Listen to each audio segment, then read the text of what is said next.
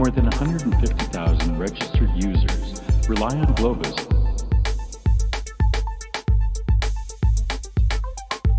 So what's Globus? It's a secure, reliable service. With the Globus platform, you can easily incorporate robust capabilities. And if the data is sensitive, no problem. Globus can be used to manage protected data.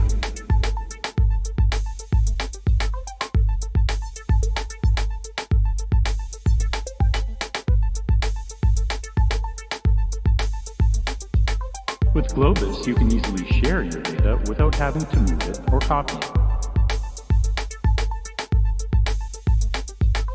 With Globus, subscribers can easily move and share.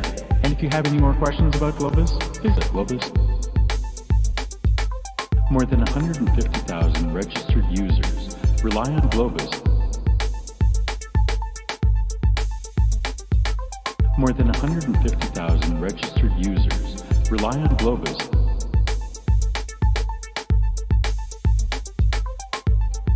If this sounds familiar, you're not alone. Many thousands face the same challenges every day and solve them with Globus. So what's Globus?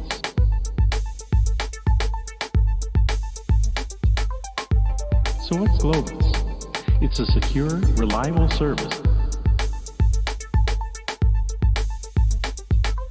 With the Globus platform, you can easily incorporate robust capabilities. More than 150,000 registered users rely on Globus. More than 150,000 registered users rely on Globus. And if the data is sensitive, no problem. Globus can be used to manage protected data.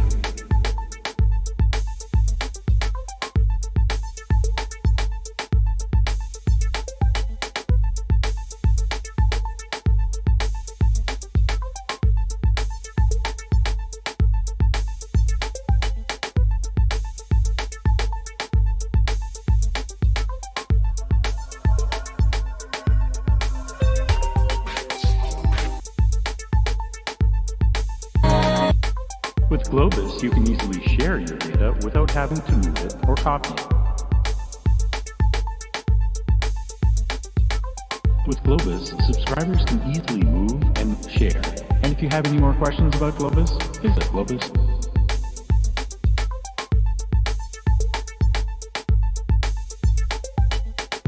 So how can you get started using Globus?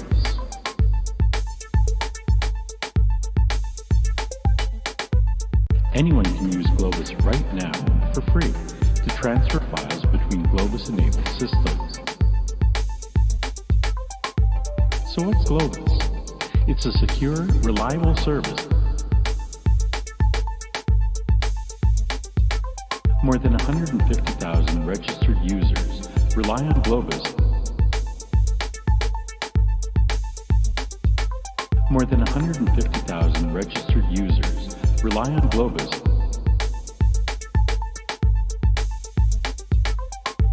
So what's Globus? It's a secure, reliable service. With the Globus platform, you can easily incorporate robust capabilities. And if the data is sensitive, no problem. Globus can be used to manage protected data.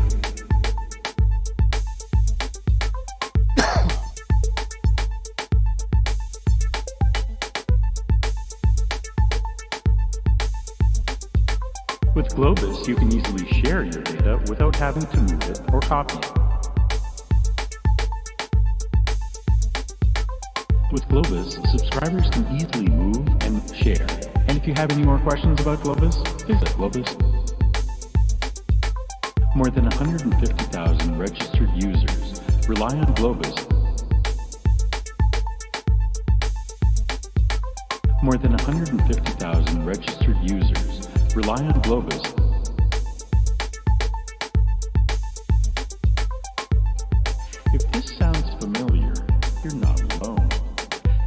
thousands face the same challenges every day and solve them with Globus.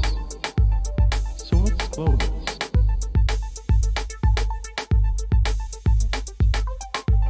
So what's Globus? It's a secure, reliable service. With the Globus platform, you can easily incorporate robust capabilities. More than 150,000 registered users rely on Globus. More than 150,000 registered users rely on Globus. And if the data is sensitive, no problem. Globus can be used to manage protected data.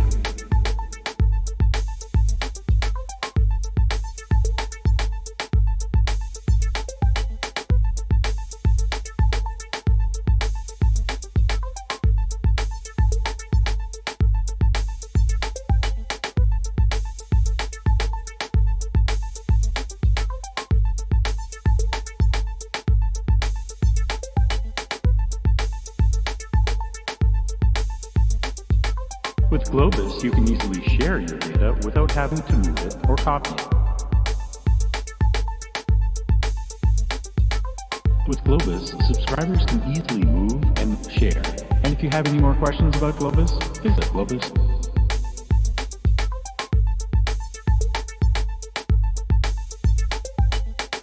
So how can you get started using Globus?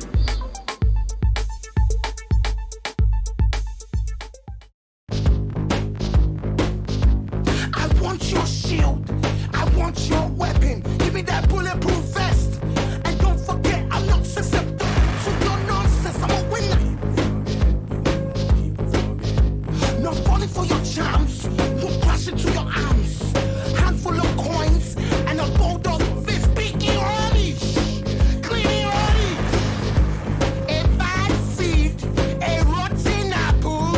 Taking the rubbish. Justice, holier than thou. Some say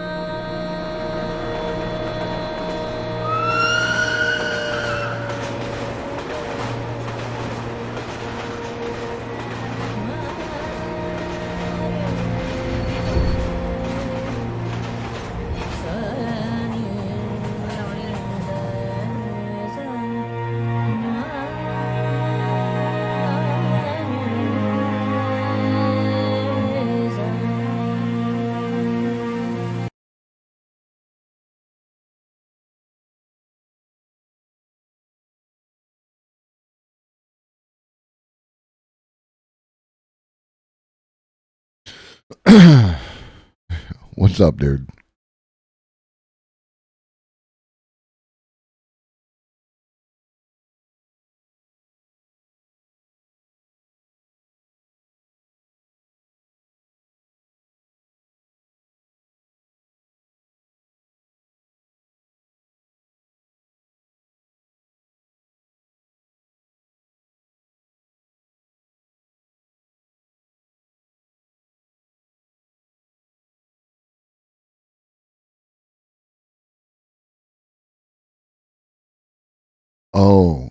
Well, okay. So we're on the same page in that regard, and that was kind of why I was playing it because it is like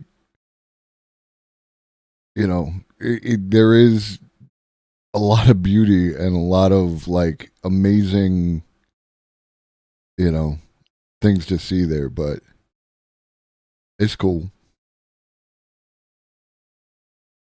Like I'm gonna defer to you, in that regard. I mean, first off, let me um, say that like that as long as it's cool, like I don't want to do the thing, but is one thing when I'm looking through the videos and trying to find videos of like how beautiful the place is because it is fucking beautiful, like you know within that context, but the fucking number of videos of just white tourists who are like, is it safe to go to? It's like, fucking people.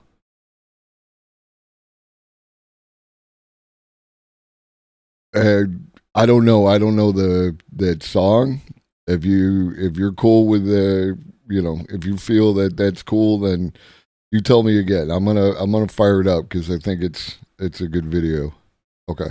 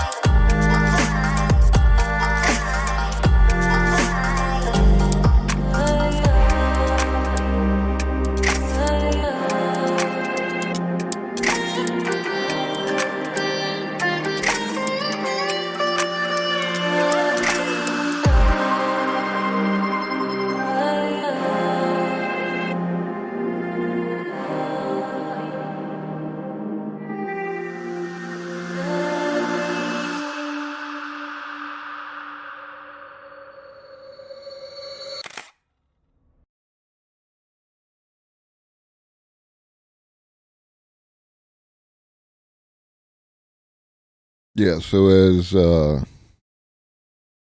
Arun indicated, one second.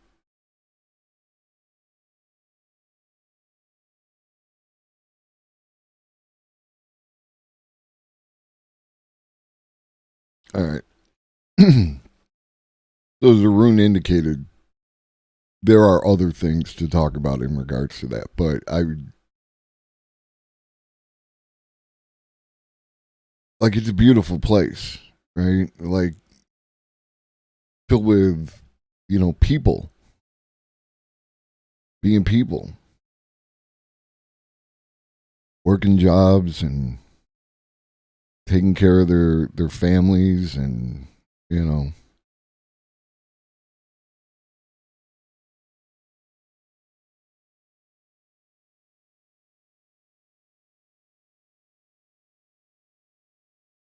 I'm gonna save the rest of my commentary around that until after Arun gets in here because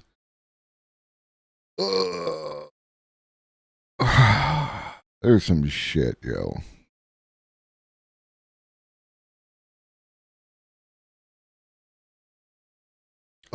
In the meantime, if you have not joined the Discord, please make sure that you do.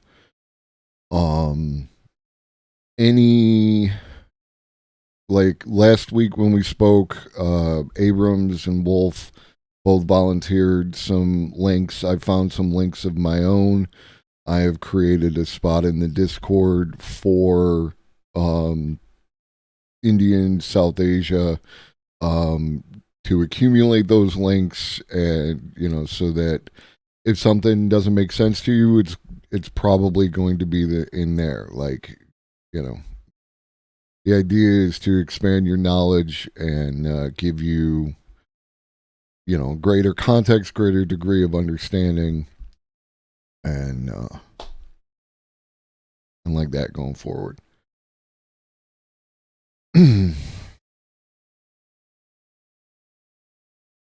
uh, yeah. So, room whenever you're ready, we can wait until 5:30. If you need that time, or otherwise, I'm ready to go whenever you are.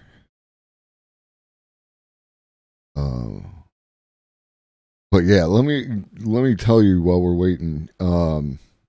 It's really fucking annoying looking at some of this shit. Like, because one of the I watched a bunch of videos, one from an economist talking about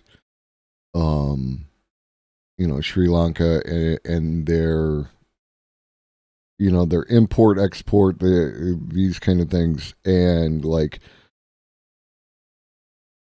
tourism is a thing, and tourism is a thing for a lot of places, right?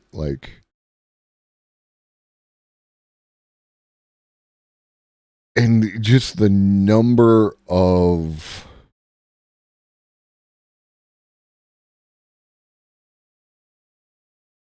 videos that are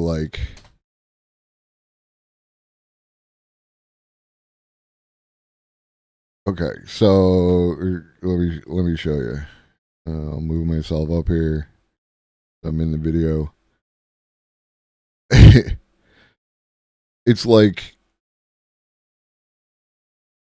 it's all this shit, and I'm not taking shots. These people are tourists. They try to get people to go to these places and all that kind of thing, but it's just really, and this is just, I search Sri Lanka and I get some news stuff and I get some this guy, and I'm sure he's a perfectly nice guy, but you know what I'm trying to say. Anyways,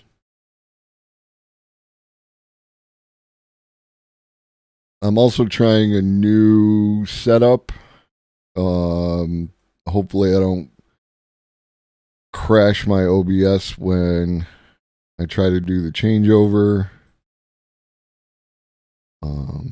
I think everything's going to work properly, but we shall see.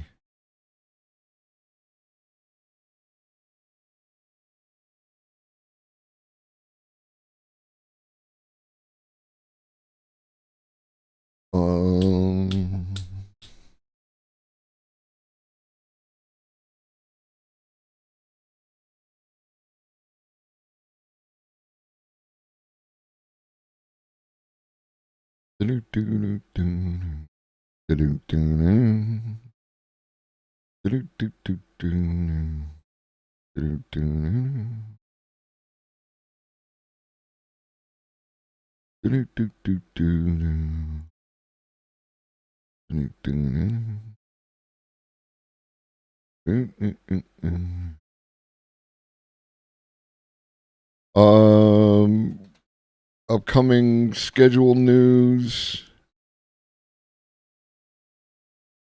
This Friday, going to have an extended stream. Like, all my streams are going to be kind of extended. Like, start at 5, go to the wheels fall off kind of thing. But this Friday, we're going to go from talking about AI news and whatnot into a panel with Universal Discourse, Paradigm Shift, Greycraft, and Telorx, talking about AI, talking about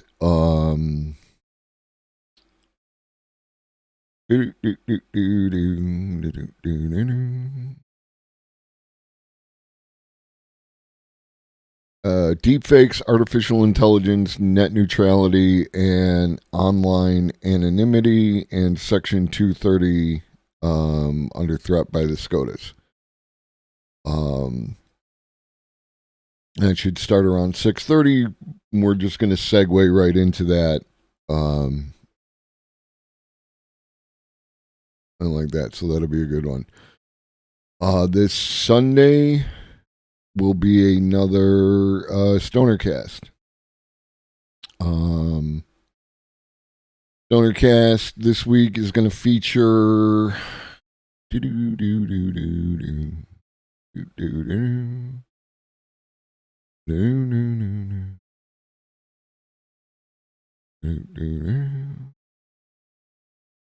me, James from the Internet, Paradigm Shift, Unelectable Airwaves, and that one black guy.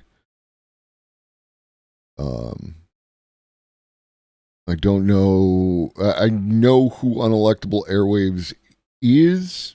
Never watched their stream. And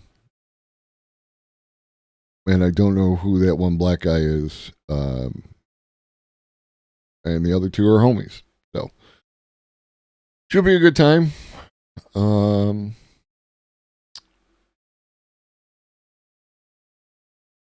And that will start at 7:20. I will not be streaming, but I will post in my Discord that I went live on Jason's channel.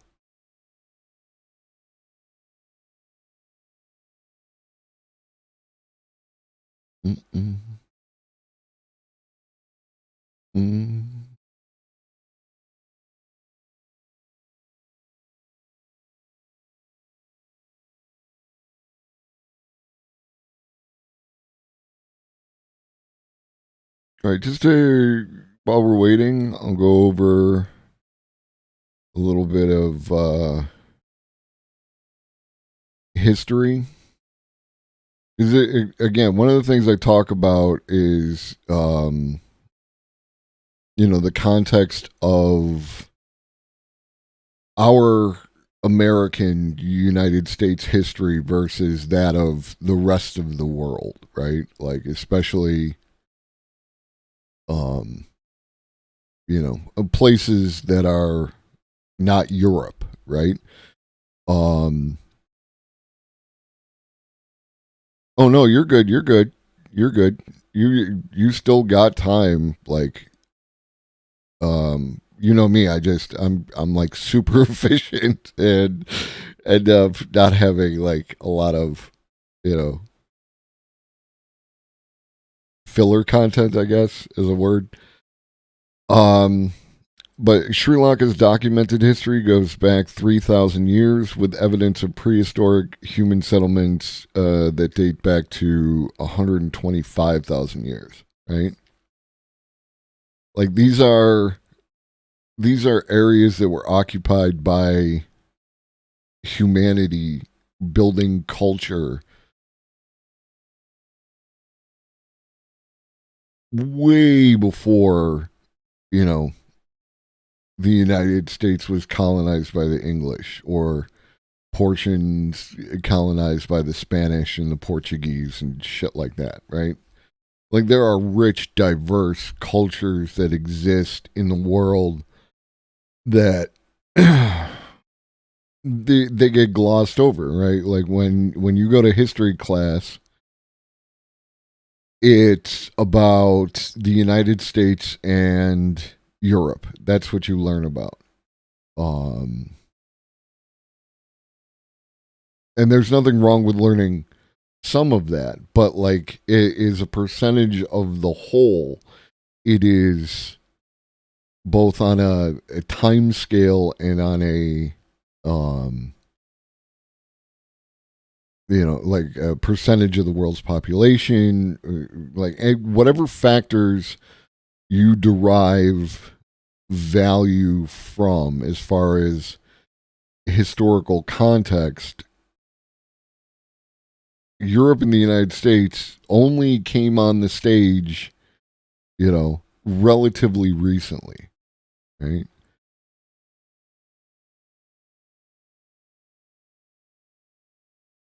So, um, Sri Lanka's geographic location and deep harbors made it of great strategic importance from the early days of the ancient Silk Road trade route to today's so-called maritime Silk Road. Um, because its location made it a major trading hub, it was already known to both Far Easterners and Europeans as long ago as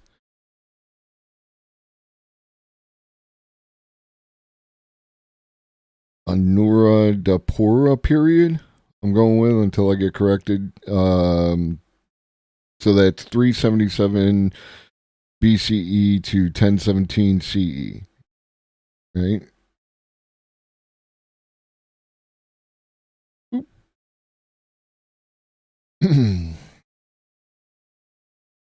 It's this island here. So you can imagine like trade coming back and forth between all these peoples, and this being an island and again having deep harbors like they said, this place should be like if you know your European history, they talk about like Venice and Genoa as major trading hubs, right? Because as you come from this area into Europe, they were right up here at the top of the Italian boot and, gave you access to all these European countries, right? Trade it was a huge deal. I could even say it's more important back then than it is now based on the way the history rolled out. So Sri Lanka should be like a dominant power, but they're not for a variety of reasons.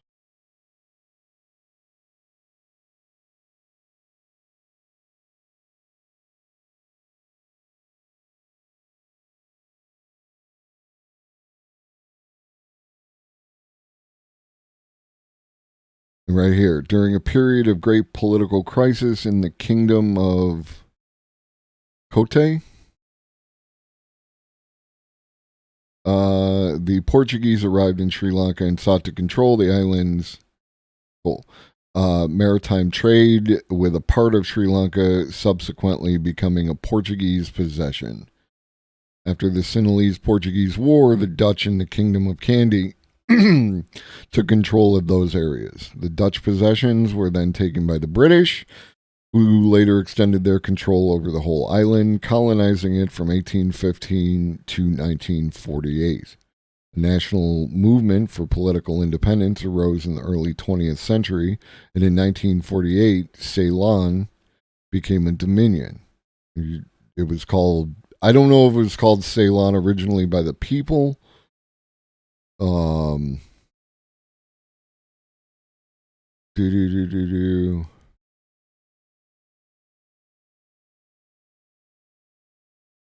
But it's now Sri Lanka. Okay. Became a republic named Sri Lanka in 1972. Sri Lanka's more recent history was marred by 26 years civil war, which we're going to get into, which began in 1983 and ended decisively in 2009 when the Sri Lanka Armed Forces defeated the Liberation Tigers of Tamil Eelam with a whole bunch of fucking additional caveats. Thank you, sir. Thank you.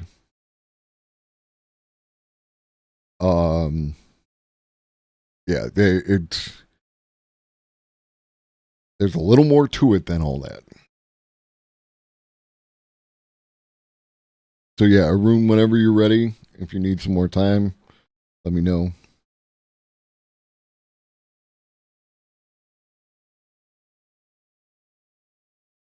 There he is. All right. We're going to try this and see if it doesn't break.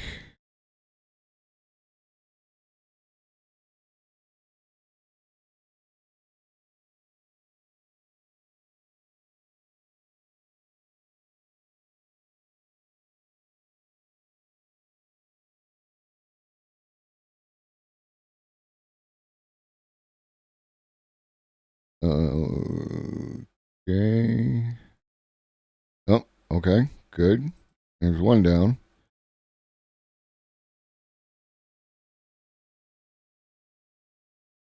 What up?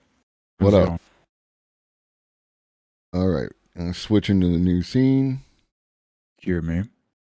I can hear you just fine. Can you hear me? Yep, I can hear you just fine. All right. All right, let me do this. I'm not going to share my screen. I'm going to share my video. I'm just going to do this. Because my background is kind of like messy, so I'm just going to do this for the time being. Yeah. I What up? might have to dump this video. It feels like it's slowing it down a lot. Let me just Okay, remove that. See if it helps. Let me do this. Do you want me to just remove my camera? No, you're fine.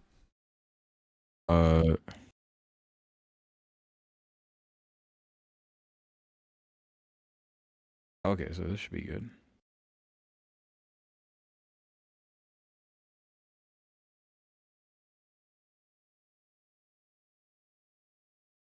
The only thing I got to do is, which I thought might happen, is swap these two waveform visualizers. I'm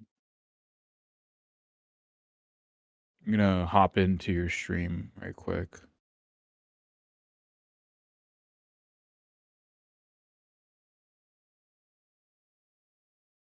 I don't think I gave you the spiel properly, just like from top to bottom, like about what went on in Sri Lanka. I think I've done it on several other on other streams, but I don't think we've just sat down and talked about it before. Mm-hmm. No, there's definitely like to let everyone watching know. Whoop! I broke it. There, that should work. There you go. That's better. Um, yeah. So there's a video. It's about 48 minutes long. It's called Sri Lanka's Killing Fields. It's available on YouTube. It's in the Discord. And it is some heavy shit, especially like if you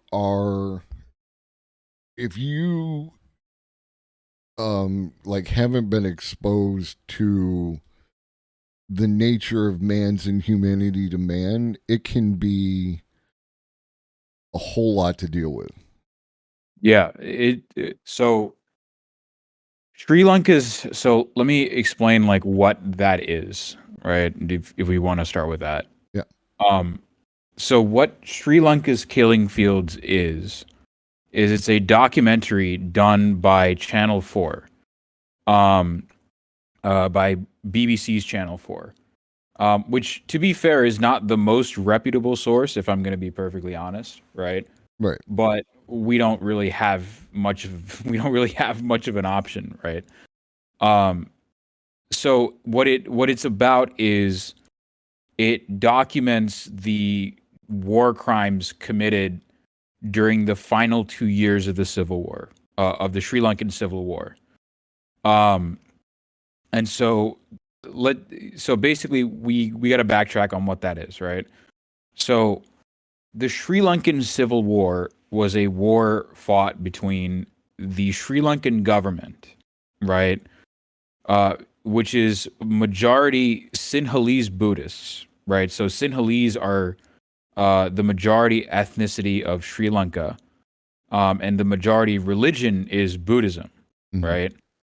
So they were the ones that. So the government was going to war with originally several rebel groups, right? But towards the end, it was basically going to war with one rebel group known as the Liberation Tigers of Tamil Eelam.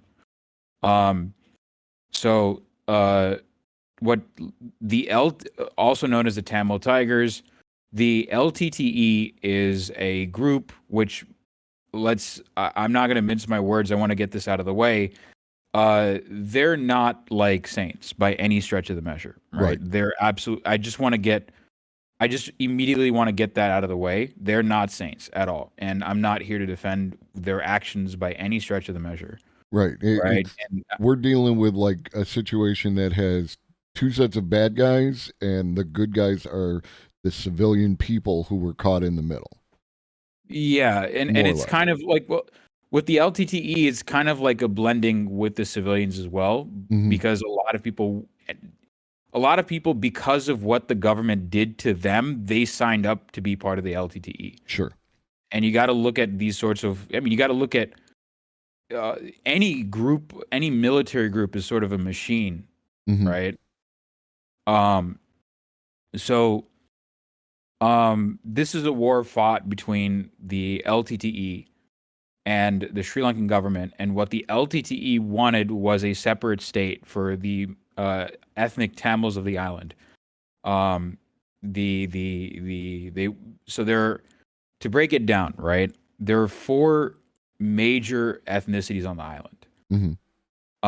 We talked about the Sinhalese; they're the majority, and most of them are Buddhists, with a decently sized minority of them being Christians. There are some Christian Sinhalese people,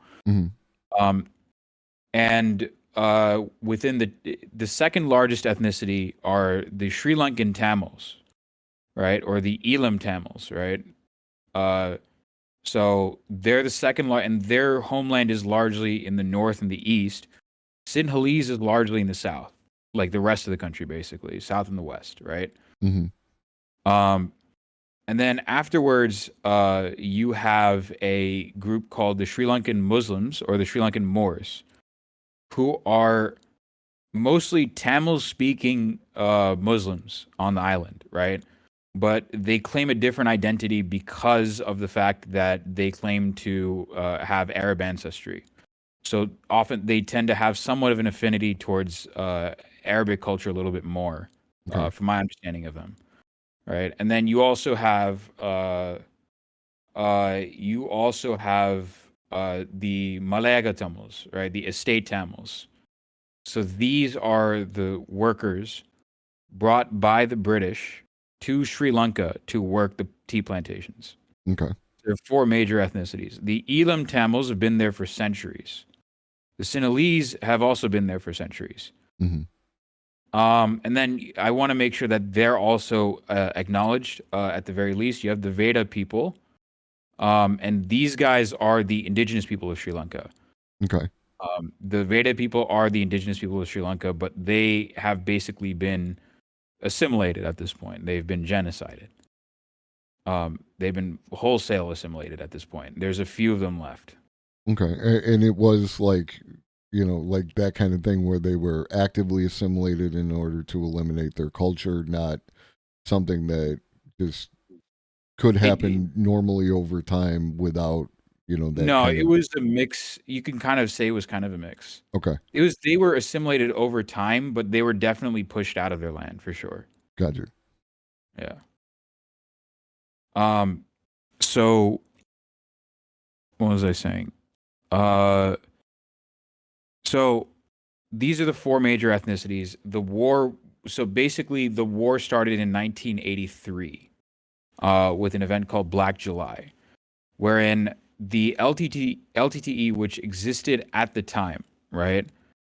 They attacked a bunch of Sri Lankan soldiers in the northern part of the country. hmm And they killed a bunch of Sri Lankan soldiers.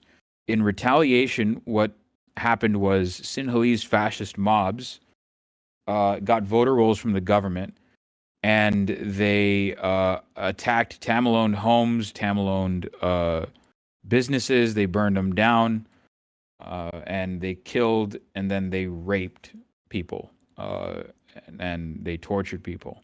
hmm And what they would do is one of the things that they would do during Black July, especially in the capital, Colombo, is if you were Tamil, right? If you were Tamil and they would ask like people to say a Sinhalese word, and if you couldn't say it properly, they would just assume you were Tamil, and they'd beat you to death. hmm So that's one of the things that they would do during Black July, and that's what kicked off the Civil War. And the But Civil War lasted roughly 25 years. but this is not something like it. It wasn't like everything was fine and then the LTTE just came up out of nowhere. This is something that's been going back all the way to the British, all the way to the Portuguese. How long do you know? It mostly goes back to, you can kind of say is definitely started with the British. It Mhm. not definitely started with the British, but the British certainly exacerbated it. There have been conflicts on the island before the British between the Tamils and Sinhalese, but these were largely between like dynasties and whatnot, right? Like, so you had the Jaffna Kingdom of the North, versus like the various southern kingdoms, the Sinhalese kingdoms of the South. hmm You had those like medieval like fights back in the day, hmm but the sort of visceral ethnic hatred was definitely propped up by colonialism. It was definitely part, if not a huge chunk of it due to colonialism, a lot of it was due to colonialism. It's a similar exacerbating effect like what the English had when they came to India, and you prop up one group in order to help you control the other groups, kind of thing. Bingo. And what they did was they specifically they helped develop the northern parts of the island, which were dominated by Tamils more. hmm And they specifically favored the Tamils in their relationships with the island, Okay, which pissed off the majority Sinhalese. sure. So they built schools. They did lots of stuff in the north, more so than they did in the south. And the Tamils of Sri Lanka are related to the Tamils of India, right? Like We're the similar same culture? ethnicity. Okay. We're the same ethnicity for the most part, but the differences between us and the Sri Lankan Tamils is that, okay, so like it gets a little complicated a little bit because, generally speaking, so the dialects are obviously going to be very different from one another. Mm-hmm. The Sri Lankan Tamil dialects are far more like archaic in the sense of like it's kind of like going back into an older version of like Tamil and hearing it spoken, Okay. right? Whereas and they're far more polite in their communication. Like they're far more polite with the way they talk. Like they'll use like formal registers a lot more often than we do. Mm-hmm. But yeah, there are differences. Their food is probably more similar to like Malayali cuisine, like from Kerala. Mm-hmm. There's some commonalities that they have with Kerala, but ultimately at the end of the day, because we share the same written language and we share a lot of the same, like we celebrate the same festivals and whatnot, we're still considered the same ethnicity. But there are differences. Okay. And do the Tamils of India feel solidarity, or is it like not so much? Oof. This one's tough. Okay. So this gets into a sensitive portion. So some Tamils in India despise the LTTE. They really do not like the LTTE, Okay. right? Some of them are like pro Indira Gandhi, they're pro Congress, which pisses off a lot of the Elam Tamils, right? Mm-hmm. A lot of Tamils do not, including myself, do not like this party called the NTK. It means We Tamils Party. The leader of it, named Seeman, don't laugh. But I wasn't gonna Seeman, until you said not to. yeah, you did good. No, Seeman is fucking racist. He's like, I don't like him at all. He's genuinely he's not a nice person to be around, and he is genuinely like, the only reason he's popular is because he's the only one that is constantly talking about the injustices that the Sri Lankan Tamils have faced. Mm-hmm. He's the only one talking about it, right? He's the only one that's talking about that at the moment, right? So all the other like Tamil parties like the DMK and whatnot, they don't really talk about that all that much, right? Because they're already kind of seen as separatists in the eyes of the overall Indian like milieu, right? Mm-hmm. They're kind of seen as like, they're kind of already seen as separatists, and so like supporting these guys or like supporting the plight of the Sri Lankan Tamils is like a bridge too far, Mm-hmm. right? But also like there's a complicated relationship with the DMK and the LTTE, which is why there's some sourness over that. But if you ask your average Indian Tamil, you're going to get like you might get like a 50-50 answer on who the LTTE is, right? Or like what happened in Sri Lanka, Okay. right? It depends. Like people younger than me have probably they probably don't know what the hell's going on, but people like older Zoomers, Gen X, like millennials will probably know. And people that are tuned into politics, it's more or less like if you're tuned into politics, you'll know, but if you're not, then you won't. I got you. Yeah. So the war started out in 1983, and I mean, if it took 25 years, then the LTTE must have been, at least somewhat effective, right, against the government forces. They were. I mean, you got to keep in mind, like every government literally sided with the Sri Lankan government. Mm-hmm. The only time that didn't happen was when the Indian government first trained the LTTE. Right? That's when that's when there was some support on the opposite side. But the fact that they kept going for like 25 years with literally every government, like you can imagine, like the U.S., China, India, Pakistan, Russia, UK, Ukraine, North Korea, like Iran, like everyone, like even countries like countries that are currently at like odds with each other at the moment geopolitically Hmm. teamed up to like put this down, Right. Which is right? weird. So Like there's something really weird going on here. it's because it's like you said, Sri Lanka has valuable port access. Hmm. It's like you mentioned earlier. Yeah. Everyone wants those ports.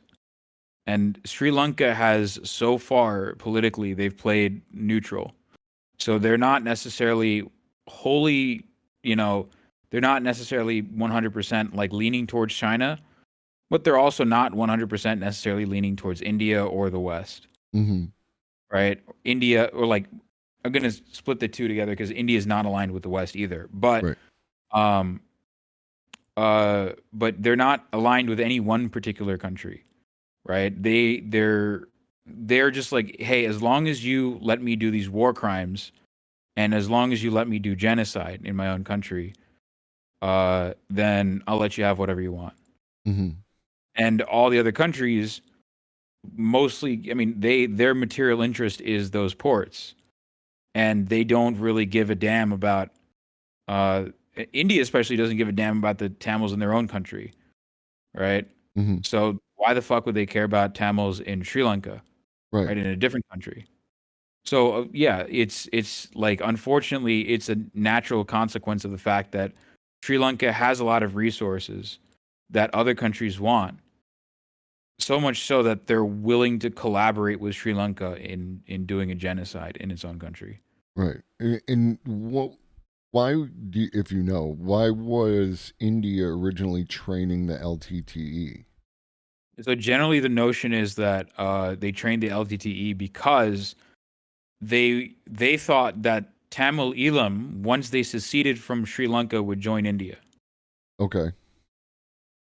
So they basically they did what America did in a lot of countries Right. on rebel groups in the hopes that the resulting state will be loyal to the United States. Right. And that's what India did here. And then they just stopped doing it, or like it didn't look good anymore. Do you know?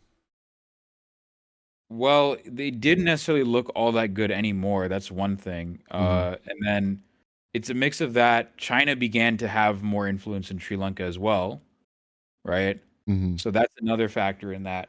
And then the thing that really made India switch over, sides was they. So what happened was they started to basically switch sides, and they basically said, "Well, screw this." And the LTTE was actually causing like they were doing stuff. They were doing like stuff in India itself, right? They were doing like activities in India itself, right? Okay. So that's what also kind of made India flip over a little bit. But then what happened was India sent, so that escalated India to the point where they sent the army into Sri Lanka, Mm-hmm. right? They sent the Indian peacekeeping forces into Sri Lanka. And then what happened was the Indian peacekeeping forces literally committed war crimes against the Tamil civilians again. Mm-hmm. So the Indian army also committed war crimes against the Tamil civilians. This angered the LTTE, naturally so, Sure. to the point where India's prime minister at the time, Rajiv Gandhi, was literally killed in a suicide bomb blast by Okay. the I LTTE. remember The that. the LTTE assassinated. Uh, they assassinated Rajiv Gandhi, and that's what finally like sealed India's like allegiance to Sri Lanka. Right. And that's really like, not to jump to the end of the whole thing, but like between the war crimes committed by the Sri Lankan government and the war crimes committed by India, and then all the support given from basically every corner of the earth to the Sri Lankan government, no one really wants this genocide to get out, right? Like for people to actually give a shit about it. Yeah. Yeah, they don't. Yeah. Yeah, it's because it is a very... See, the thing is, Tamils are the largest stateless ethnicity on the planet. Mm-hmm. It's the reason the Kurds are only sometimes opportunistically talked about by the United States. Right. That's it. Like every other country wants, like the Kurds are also a stateless minority, Mm-hmm. right? They're also a stateless ethnicity, and they've been dealt a raw hand by every country they happen to reside in. They've been dealt a raw hand by Iran. They've been dealt a raw hand by Turkey for sure, Mm-hmm. due to Turkish nationalism. They've been dealt a raw hand in Syria way up until recently, and they've been dealt a raw hand in Iraq, especially up until recently. Mm-hmm. And the same thing goes with the Tamils. Like that's how stateless. That's what it's like being a minority. Right. You don't actually have leverage over your own free. You don't actually have leverage. You don't have any real form of leverage. Like you're basically there helpless. Yeah, and every so often the United States says something about the Kurds, which, they're kind of like trying to do that same kind of thing like what you said with India and Sri Lanka, where they're like, let's boost these people up, and if they, if shit happens to go their way, then maybe they'll be our friend, but we're not overly committing to them in case, shit doesn't go their way, because shit generally is not going to go their way. Except last I knew, things were kind of going the Kurds' way, to an extent. They had some kind of autonomy, but that probably has changed. Right. The thing with the Tamils though is that in India, like there are people in India that want to talk about this, but the problem is a lot of the people that are taking up this cause are like they're massive opportunists. Mm-hmm. Like I mentioned Seaman, right? He's a Right. massive opportunist, right? Like a lot of the people that are talking about it, like T. Rajendra, right, who's an actor in India, he's talking about this. He's a fucking clown. Like, dude's a sexist, right? Mm-hmm. Dude's a misogynist. He's an absolute clown, right? So the problem is that a lot of people that are talking, and especially because they're in India, you really kind of have to toe the line, especially if you want to be taken seriously, when you talk about the plight of the Sri Lankan Tamils, of the Elam Tamils in particular. But don't even get me started on the Malayaga Tamils, because what those guys... Yeah, you don't want to get dragged away by the intelligence agency if you talk about Sri Lankan Tamil genocide in India. Right. Yeah, you're like... The thing is, the problem with talking about it at all is you get immediately branded as a terrorist. Mm-hmm. Immediately. If you mention the words genocide and Tamil next to each other, you immediately get branded as a terrorist. Mm-hmm. I was on another person's stream, and I think I told you about this, right? Yeah. And I was talking about this, right? I was talking about this, particular... I was talking about this particular, this conflict that happened in Sri Lanka, right? This struggle that an entire group of people have, and there is a Sinhalese nationalist that literally tried to get me and that other streamer banned off of Twitch because I said the words Tamil genocide, and they immediately said, "Oh, I'm a terrorist." Right. And this is what happened to MIA too. Mm-hmm. Like MIA got literally shouted down by, Oprah Winfrey saying, "I can't even be associated with you. You're a terrorist." She got shouted down by everyone, and now she's lost her mind. Like, Right.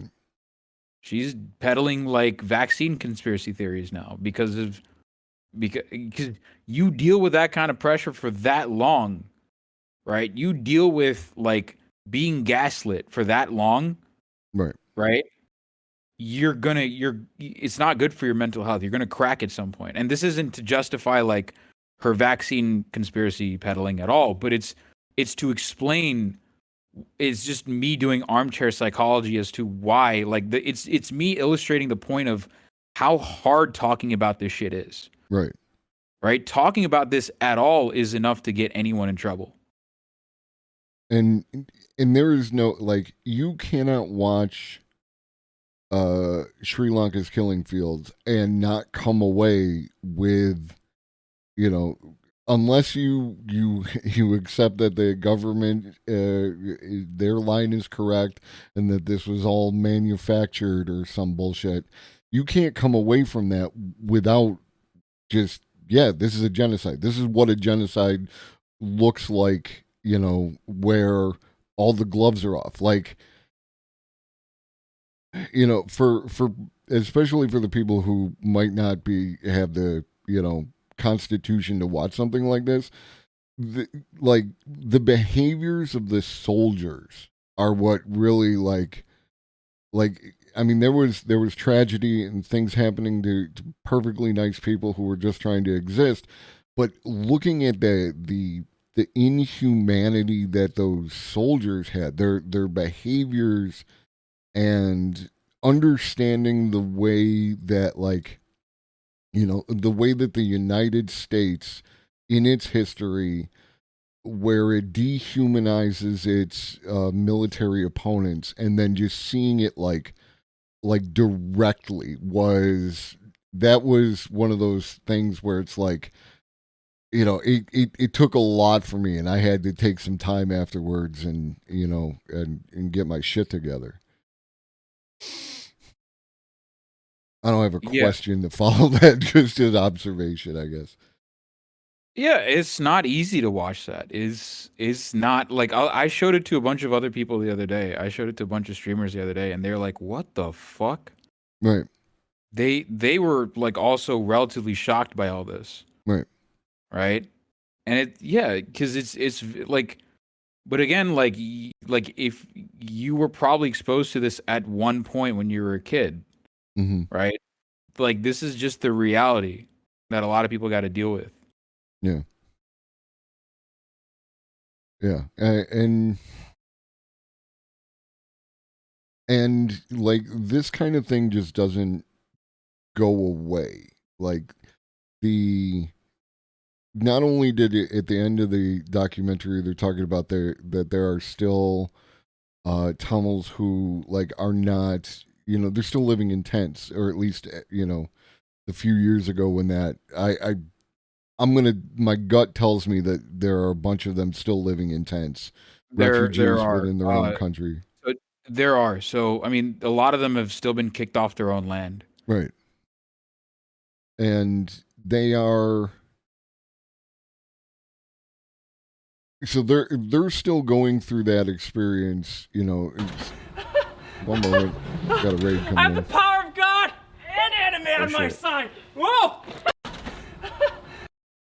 Thanks, Grampy, for the raid. I appreciate you. Raiders, please hit refresh. We're talking with Aruna No about Sri Lanka. It's a heavy subject, so there is a content warning, but it's an important subject, and if you can, I would hope that you would listen. So yeah, these people are refugees within their own country. They lost what they had, so they're disconnected from those kind of things, and lay that on top of the scars that they experienced over the course. I mean, it ended in 2008, is that right? 2009. So that is 14 years ago. Yeah. So you figure, like, if you're a 20-year-old, you were involved in that, you know. If you are a young teenager, your parents, you know, there's a lot of missing relatives, all these kind of things. Is go ahead. No, go ahead. What's your question? Well, I'm just wondering, like, is the LTE dead, or LTTE, excuse me, dead, or is there, like, still that kind of movement, or? There's okay, so basically what it's so the LTTE as a militant organization is basically gone, right? But the separatism is still there. Mm-hmm. Because ultimately, like, the people living in the north of Sri Lanka know they're not going to get a good deal by the government. Like, they are, like, when the economic collapse happened, they were already dealing with like low living standards to begin with. Mm-hmm. They were already living with that kind of condition to begin with when the Sri Lankan economic collapse happened. Right. They like they know that they're not going to get a good deal by the Sri Lankan government. And the thing is, unless the Sri Lankan government actually seriously takes the idea of devolving power and basically decentralizing power, they're going to have another they're going to have another conflict on their hands. That's Mhm. going to happen. That's inevitable, right? Because just because you manage to put down the LTTE, and there are people like what's his name? There are people going around Tamil Nadu claiming that the leader of the LTTE is still alive and he's going to make his appearance, and I'm like, okay, I don't know about that, but uh, but like the LTTE is mostly dead, right? Mhm. But the separatism, the sentiment, the separatism is still very much alive in the north. Mm-hmm. That still exists. The resentment towards the Sri Lankan government, the genuine anger that they have towards the Sri Lankan government is still there. And the reason for that is Sri Lankan nationalism or Sinhalese nationalism is still here. It's Mhm. always been here. It has been here since at least Bandaranaike, right? But it's been there since there are multiple historical British colonial figures, Sinhalese British colonial figures that that constantly have said like Tamils were invaders or Muslims are invaders, and therefore they need to get out. This is a Sinhalese country, so on and so forth. Right. So there's So that added level of racism, or whatever, anti-culturalism for the Tamil people that's preventing, any kind of reconciliation here. yeah, yeah, and the thing is, because of the things that the LTTE actually did, Mm-hmm. because of the things that the LTTE actually did, they can just point out like, oh, look at what the LTTE did here. They Right. killed a bunch of Muslims. They did do that. The LTTE did do war crimes, right? They did do horrific shit to people, right? Right. Um, but again, they don't think further, and they don't think like, oh shit, why? Like, why? What pushed the LTTE into creation in the first place, right? Right. They never think about that. The LTTE is an immune response to a virus, Right. right? And that virus is Sinhalese nationalism, Right. right? You don't like if you want the immune response to stop, you got to kill the virus first, Right. right? But the sentiment, but for the most part, the organizational nature of the LTTE is gone, right? Like the LTTE as like a militant organization is gone. Mm-hmm. But the Sri Lankan government often locks up people still under the pretense that they're trying to reconstitute the LTTE or some nonsense like that. Right. And that's the Raja. Correct my pronunciation. The Rajapaksas. Yeah, Roger. Yeah. Yeah. The family is like involved in multiple different aspects of the government there, and also like the finances of it all, or at least were before that uprising last year. Yeah. So And go ahead. the guys that were just thrown out, Mm-hmm. they're the very same people that committed the war crimes towards the end of the Civil War. Mm-hmm. They're the very same people. And in fact, they were elected by the general public, not because of the war crimes that they committed. Right. Like the public basically said like, oh, they're war heroes. They they brutally massacred people in the north, right? Hmm. Whether it be tigers or civilians. And they were like, well, good on Rajapaksa. We need to have him in power. That's what they said. Right. And so Mahinda Rajapaksa became prime minister. During the Civil War, he was president, Hmm. right? And so first off, it was Maithripala Sirisena, right, who was also another nationalist, right, Hmm. who was president.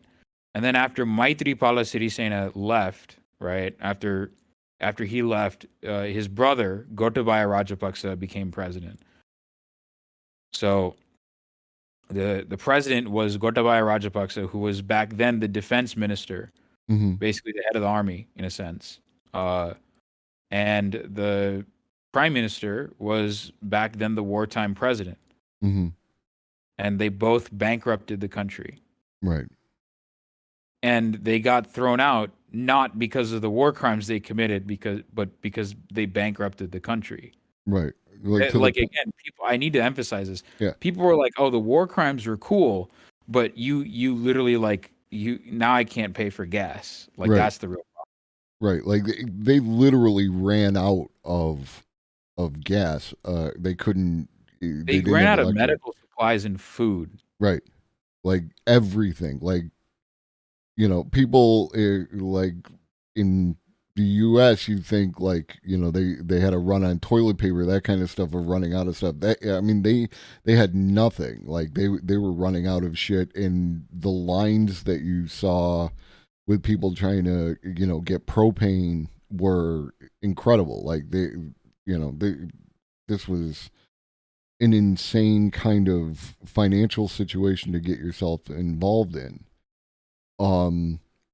Are any of the Rajapaksas still like in power or in any of the?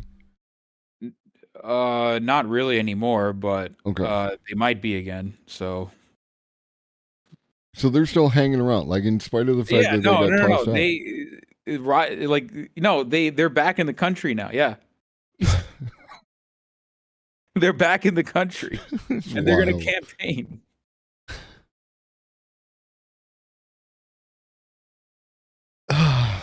Okay. Yeah, no, I told you this is the most depressing. It's the most insane thing I've like. And by the way, to all the leftists in the audience that are hoping that the leftists are going to be good, Right. boy, do I have some bad news for you. Yeah. Uh, let me get the name of this right. The JVP, the Janata Vimukti Peramuna, right, or the Makar Vidudalai Munani, right, which is the People's Liberation Front. They're in an alliance. They're a Marxist-Leninist party in Sri Lanka, and one of the head of it is by the name. The head of that party is Anurag Kumara Dissanayake. Okay. That's the head of that party, right? So Anurag Kumara Dissanayake is the head of that party, and he's also part of the National People's Power Coalition, right? The leftist coalition, right? Mhm. They're communists, right? They basically said, should there be a NPP government, like a coalition government with the JVP or the National People's Power or anything like that, the defense minister is going to be a war criminal who is also linked to child trafficking rings in Haiti. Jesus. So that's the Communist Party for you in Sri Lanka. Yeah. That's the communists for you in Sri Lanka. The communists in Sri Lanka are literally about to. They said they are going to have a war criminal defense minister linked to child trafficking rings in Haiti. That is wild. That is like, it really is a situation where There is no one good. right, There is, it never gets better, it only gets worse, like they on the other side. like ultimately, even the communists at the end of the day, like they're still ultimately they still suffer from Sinhalese supremacy. Mm-hmm. They still suffer from that because again, they have the vehicle of class reductionism. Right. And the caste system applies here too, right? It does, but not nearly as much because again, the ethnic divisions are far more rigid. Gotcha.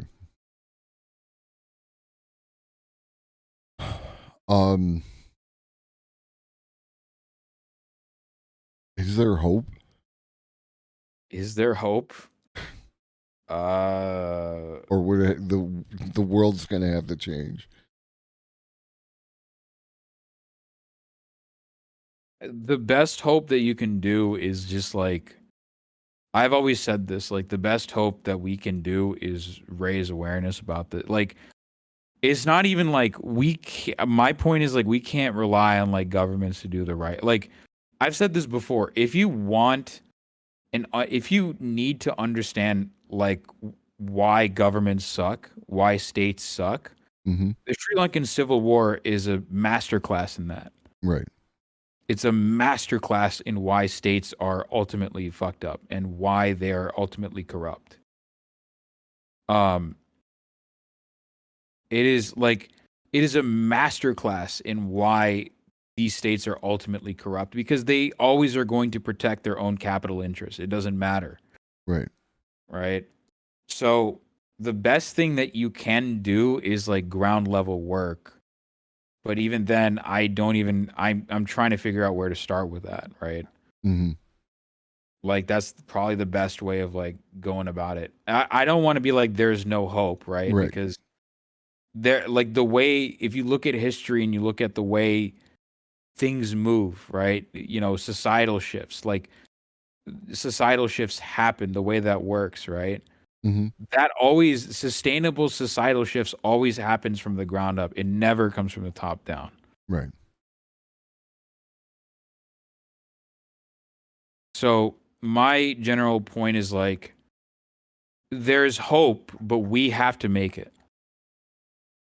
Yeah. We have to put in the work. We have to make these changes, and we can't rely on your favorite government to come in and save the day because they don't care either. Like you said, they are going to support their own capital interests. They are going to support their own, political interests, their own power spheres. It's always going to be about that. The people, again, like I always say, the people are the same people. They're doing the same people things as anybody else. It's the governments, it's the power structures. Those are always what, create those issues. Right. Yeah, you can. There's always some form of hope, but you got to build it. Right. You got to try and build it somehow. But yeah, like talking about like Sri Lanka is very depressing. It is not an easy subject to talk about. It is very depressing. Right. But it's the other thing about Sri Lanka is it doesn't exist in isolation, right? Like it is indicative of many of these types of situations that have existed across the world where people without basically like the people without the political economic authority, the people without guns, the people who, are a problem for some institution are going to be marginalized, sometimes killed, sometimes genocided. It happened in the United States. It happened in Africa. It happened in the Middle East. And in China and the Uyghurs. Like this is not an isolated thing. It's not like the problem only exists in Sri Lanka. It exists everywhere. So Right.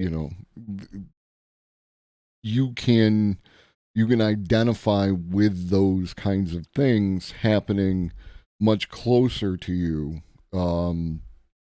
Like the response that the United States always seems to have around Haiti has a very similar feel to it. It was like, we're just going to let this shit, get out of hand, and a bunch of people are going to die, and then, we're going to, prop up some government to do something in the, and perpetuate the system.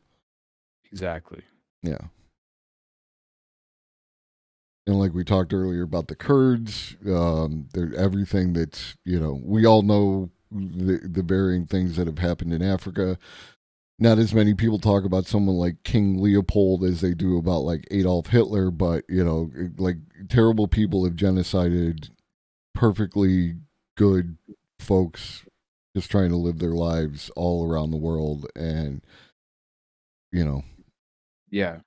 No, Leopold is a monster. Absolutely. The highest order. And they are like us. Like again, they're just living their lives, family, house, food, having a good time, like, and that's what, like, the video that I played at the beginning is like celebrating the the moments of joy that you see, because those moments of joy are what you can hold on to and have that kind of hope. It's like that in spite of everything that some of these people have gone through, like and occasionally you saw it in the Killing Fields documentary, is like they still had hope. That doctor, right, was still, like, you could tell based on the stories that were being told about him, is like he had come to the final edge of it, where he was just like, we have to amputate this kid's leg or he's just going to die, right? Like, and we got to choose, right? Like, that's where he's at. He's right up against it. But he was still there every single day. Like, she talked about him never sleeping, that kind of thing. Is like, those are the kind of people who inspire you to fight on, no matter how, like, to the people who haven't seen the video, right? Like, they would shell the hospital, right?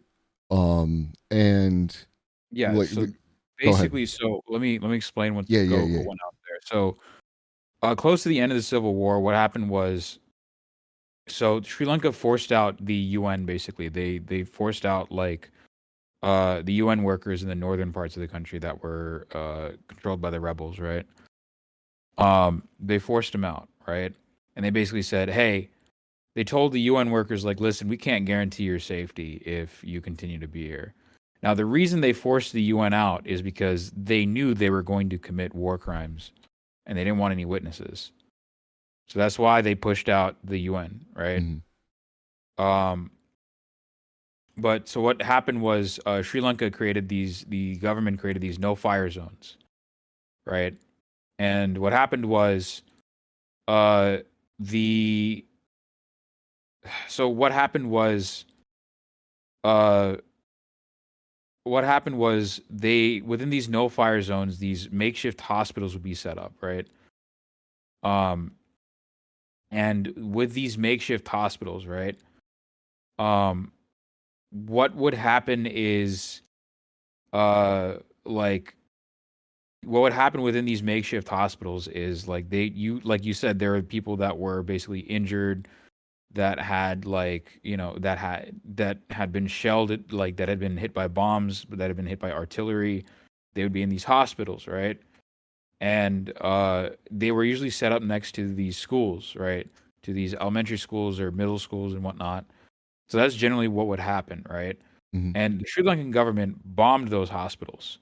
They bombed those particular hospitals, and they bombed those makeshift tents. And they would, basically, these hospitals acted as a way of corralling people into one spot so that the Sri Lankan government could bomb them. Mm-hmm.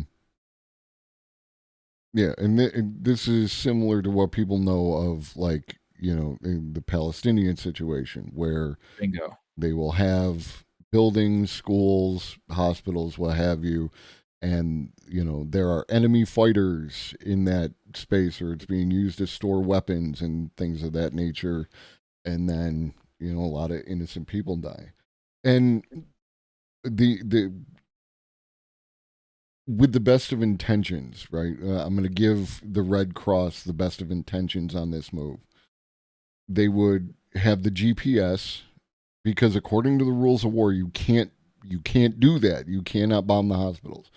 So they would have the GPS, and they would, take down the coordinates, and then they would tell the government so that they wouldn't hit the hospital, and then the government would use those coordinates, allegedly use those coordinates to bomb the hospital. I say allegedly because there are, I'm sure there's rules somewhere about something, but they came for the coordinates, and then the hospital got bombed. So you draw your own judgments, people, on whether or not it was the done. bombing of the hospitals after they got the coordinates was insanely consistent. Right. Like, no, the Sri Lankan government was bombing the hospitals using those coordinates for sure. Right. Like, that was exactly what was happening. Yeah. So, yeah, it was fucking horrifying, right? Mm-hmm. And again, like, you see what happened in those. You look at the video, and I've kind of gotten numb to the whole thing. Right. Like, that stuff doesn't really shake me anymore, right? Like, that stuff is like, yeah, this is what happened to me, right? This is what fucking happened. But, like, it just goes to show you, like the depravity of, like, what the Sri Lankan government is willing to put. Like, it just shows you how, like, monstrous, like, the Sri Lankan government really is. Mm-hmm. Like, they're literal devil spawn. Right. They're devil spawn of the highest order. Like, you got coordinates from the Red Cross, and then you use them to bomb the very hospitals that they're begging you not to bomb. Right. Now, my opinion is, like, the Red Cross should have known better, but again, like you said, I'll give them the benefit of the doubt. Right. I'm pretty sure the Red Cross workers thought they were acting as they were supposed to. Right. But they unfortunately made it worse. Yeah. To the point where they eventually asked them, could you stop doing that? Could you stop telling them where we are? And not that it really had a huge effect, because, like, again, this doctor and the people that he had, they just make another hospital. They moved and that was the thing, because there are some maps in there, and they show you, like, there's that strip peninsula that they get forced onto, and yeah, and they have a hospital here, and that gets shelled, so they move it to a new place, and that gets shelled, and they move it to a new place, and that gets shelled. Just the fact that they were willing to continue to go out there and do what needed to be done, those are, like, like I was said earlier, it's like you got two groups of kind of bad guys, right? Like, and then the good guys are the civilians and the people trying to take care of them. I want to be perfectly clear about one thing. Yeah. And it's not to defend the LTTE, but, like, right. Like, yes, the LTTE did horrific shit, and I'm not here to defend them, but, like, again, let's put things in context here. Right? Like, yeah, the LTTE did fucked up shit, and they did kill, like, innocent civilians, and they targeted, they did some ethnic cleansing of their own. They did. But again, to date, no one has put the Sri Lankan government under the same scrutiny. 100%. Actually, no one's put the Sri Lankan government under any scrutiny, for that matter. Right.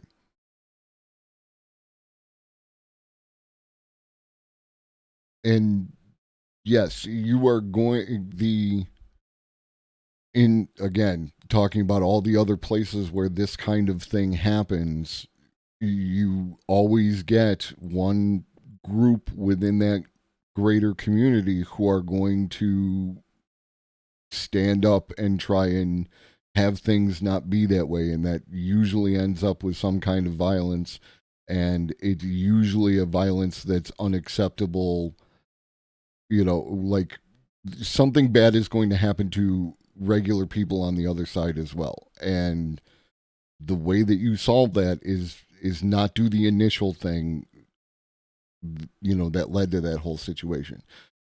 So it's complex, right? Like, I'm not downplaying anything, and I'm not like, I don't want to demonize, the LTTE in that regard. It's just, the situation is just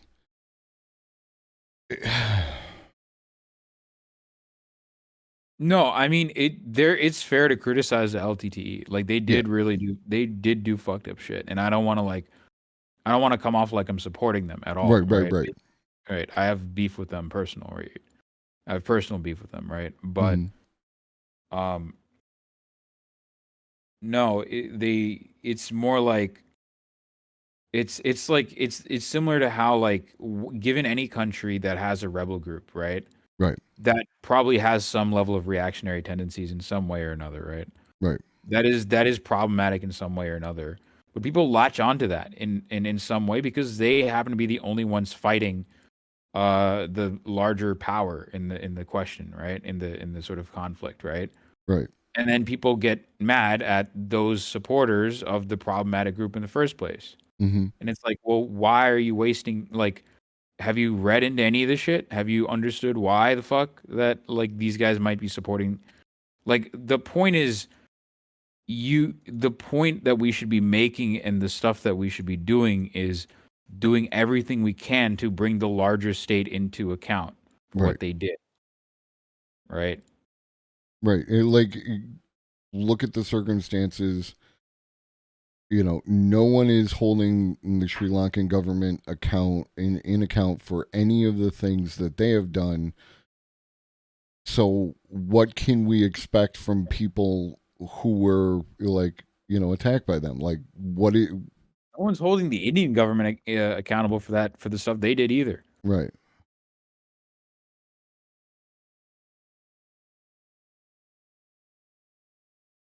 Yeah.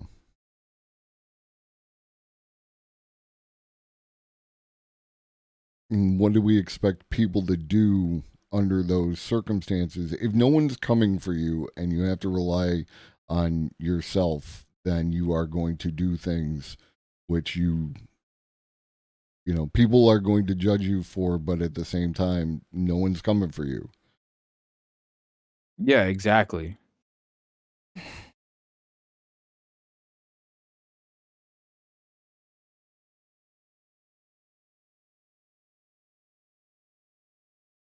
Yeah, exactly. Like these people have had to, like, again, they've had to, like, a lot of the survivors have had to basically, like, they've had to, like, organize themselves. Mm-hmm. There's because no one has, because again, I did a whole page on just to give you an idea of, like, how up the solidarity is, right? Mm-hmm. I did a post. Literally, I made a tweet saying, like, hey, here's why you'll never hear about, like, the Sri Lankan Tamil genocide. Right. When people have me on to talk about it, here's why you'll never hear about it. And I basically said, you can pull up that tweet if you want, by the way. Like, you can go ahead and straight up do that, and it'll illustrate my point. If you look at the number of likes and you look through all the likes on that, you will rarely see a hammer and sickle in there.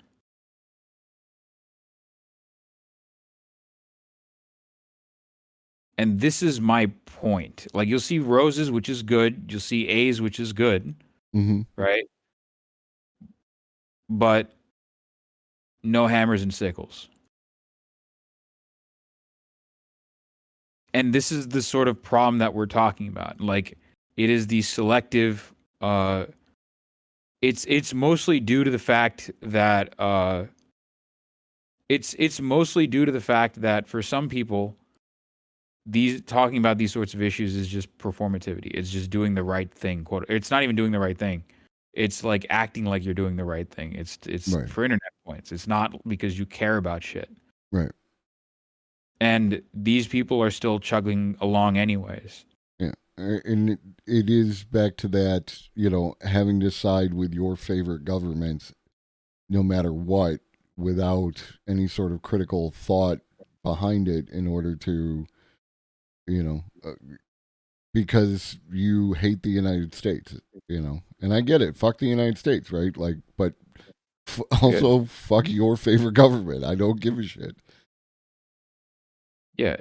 It's just like, it is deeply frustrating to see that when leftists like don't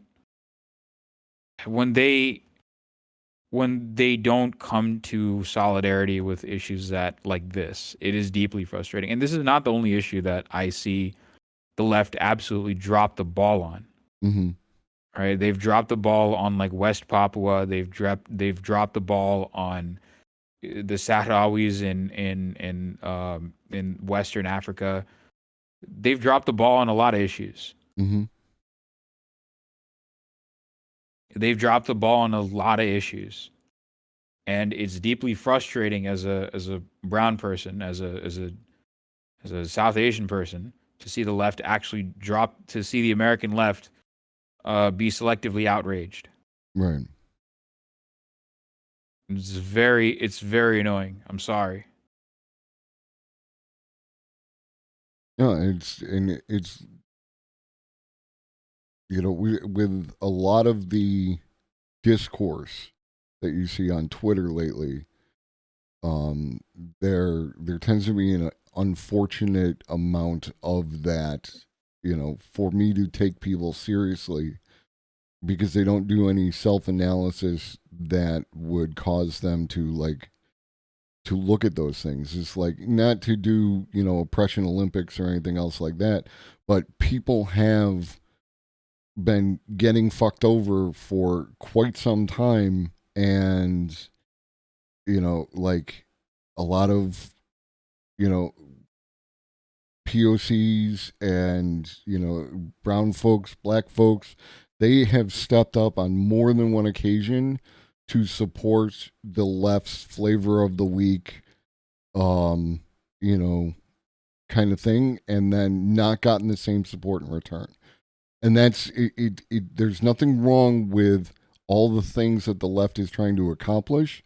It's just, it has to be reciprocal, because it hasn't been reciprocal, which is why so many people don't like Democrats, don't like liberals, is because they are, the face of that non-reciprocal protest kind of thing. Precisely. A lot of it is performativity, and it pisses me off. Yeah. But I'm this is why I'm doing this. This is why I'm talking about this so much, because I'm literally trying to force leftists to listen to me. Mm-hmm. To listen to people that have been forgotten and neglected. Right.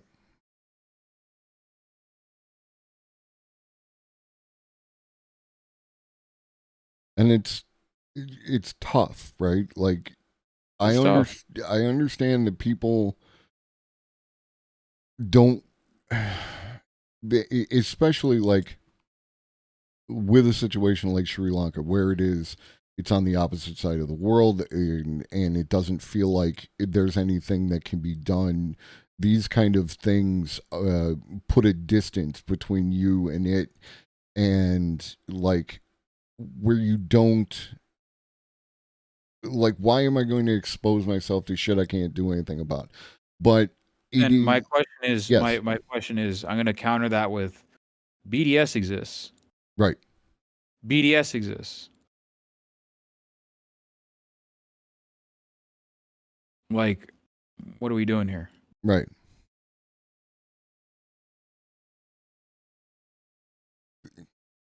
And there was an unfortunate,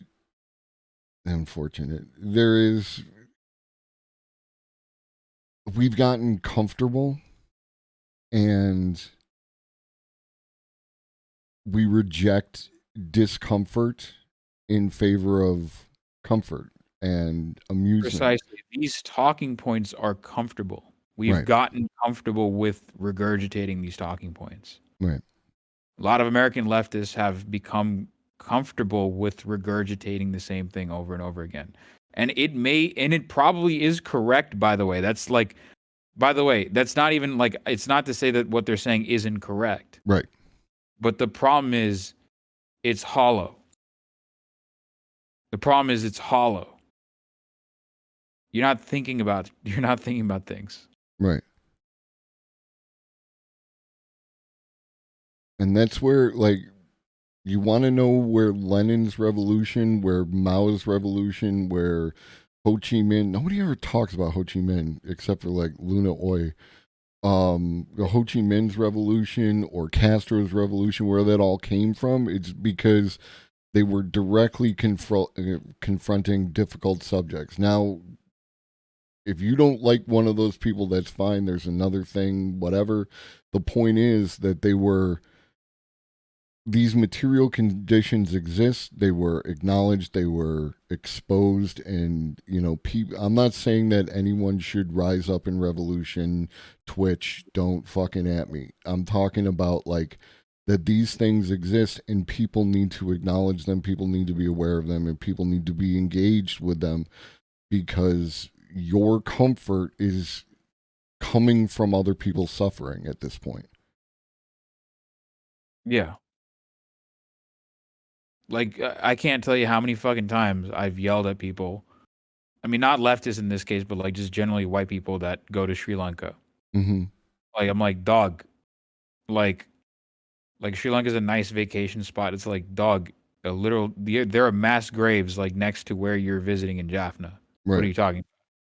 There are mass graves. There are decomposed bodies like 5 miles from where you are. There's a military bunker there's a military like base right next to where you are. What the fuck are you on about? Right. It's because a lot of people that get comfortable talking about shit.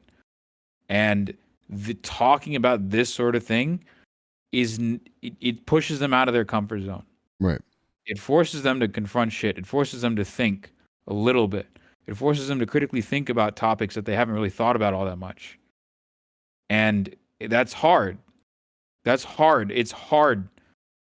It's hard caring about people. Right. Right? In the sense of, like, it's hard. If you're not used to doing this sort of thing, then yeah, it's going to be hard for you to move out of that. But that's why you got to train yourself. Like, you got to train yourself to think in this way. Right.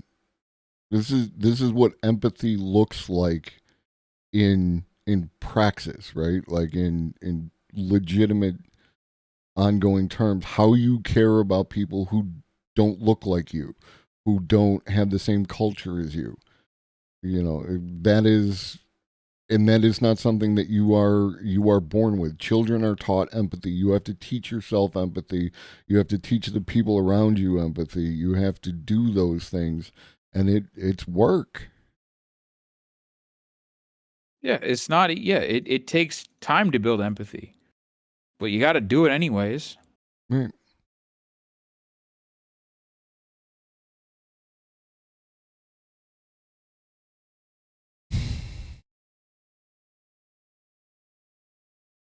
Where do you want to go from here? Where do I want to go from here? It's a good question. I mean, this is one thing that I'm doing down the line, but on May 18th, I'll be doing a Tamil Genocide Remembrance Day stream. Okay. So that is when that's the day the Civil War ended. Mm-hmm. And a lot of people died that day. That is technically also considered Sri Lanka's Victory Day, quote unquote. Right. What a joke. What a joke that phrase is. But I haven't really thought. I mean, the whole point of that stream is I just want people to talk about it at the very least. Right. And if I can figure out some organization, then I'll figure something out. But the goal of that is to get people to care about it. Yeah, and again, it's important to care about it. It's important to care about these things. You have to take care of yourself. You have to take care of your mental health. I can see when I watch your streams and you're talking about this stuff that sometimes it gets to you, right? And I genuinely am concerned about you, and it's easier because we interact, right? Like this is an easy empathy for me to have. Yeah. But I do get concerned about that, and I don't like palate cleanser, right? But like I like aspects of positivity, and like this is, and again, that's why I played that video at the beginning. The country is goddamn gorgeous, right? Like and like something I picked up from the last stream was talking about chai tea is like saying tea, right? Is that correct? And yeah, chai means tea in a lot of Indian languages. Yeah. And like the tea from Sri Lanka is supposed to be I don't fuck with that much tea, but the tea is supposed to be like bomb ass tea, right? That's where that's where a lot of tea comes from. Yeah. Like the tea that Indians enjoy comes from Sri Lanka mostly. So it's not even local. They get it from Sri Lanka. It's not even local. A lot of the tea that Indians enjoy that is famous the world over, right? Indian chai, it comes from Sri Lanka. And what was the other thing? It was naan bread. Naan bread, yeah. I love naan, dude. It is so good. I mean, I don't get pissed off at people that say like naan bread or like chai tea.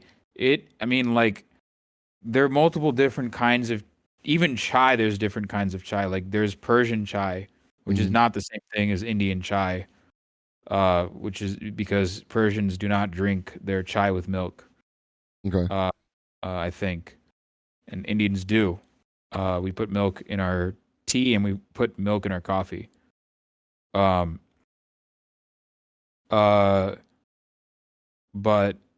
as you know, as far as like where do I want to go from here with this topic, it's like I don't know. It's I don't know. I'd love for like people to.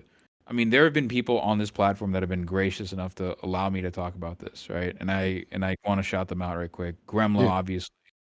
Homozygote, obviously. You, Nabil, Beerbash Johnson.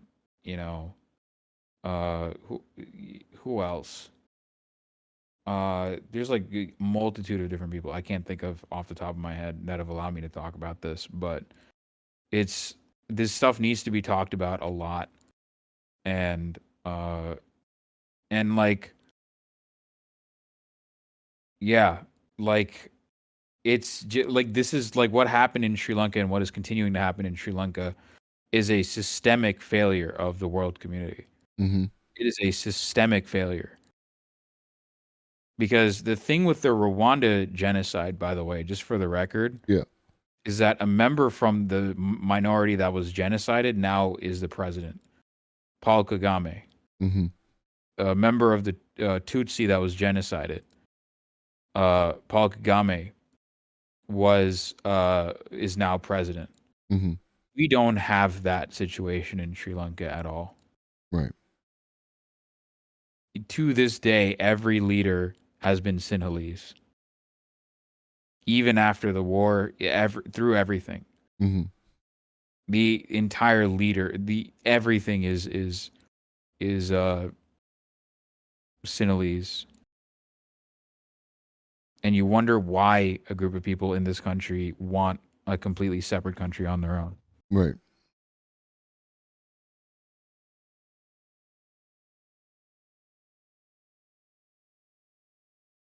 Yeah.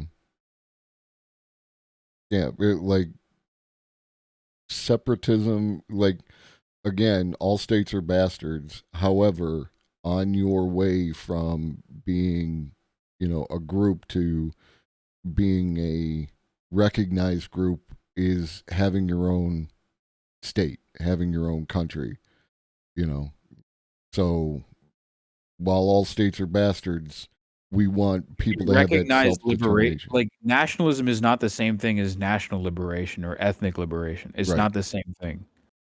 Right? Supporting ethnic liberation is not the same thing as supporting reactionary nationalism. It's not the same thing. Exactly. Right? What I encourage a lot of people to do is support national liberation struggles. Mm-hmm. Like, but be wary about nationalism. Yes.